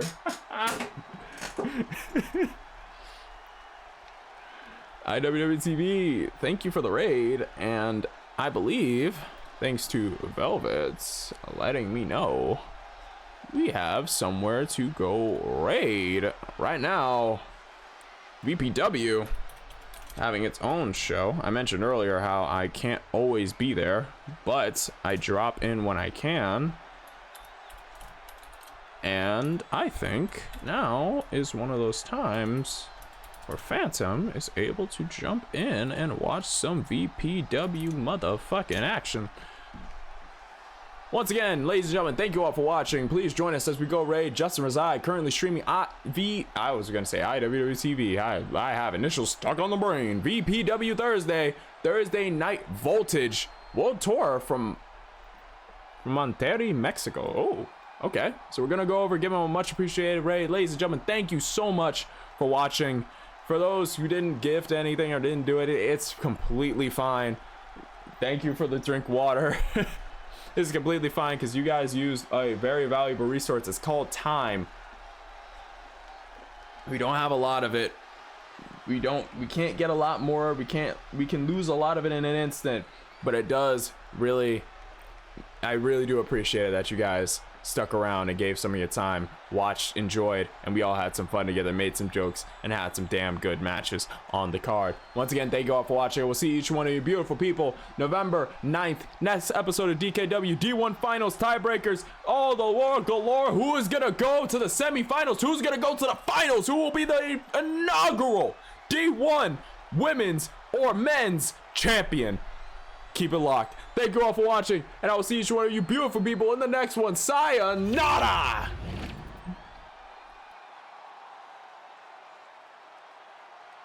Bauer.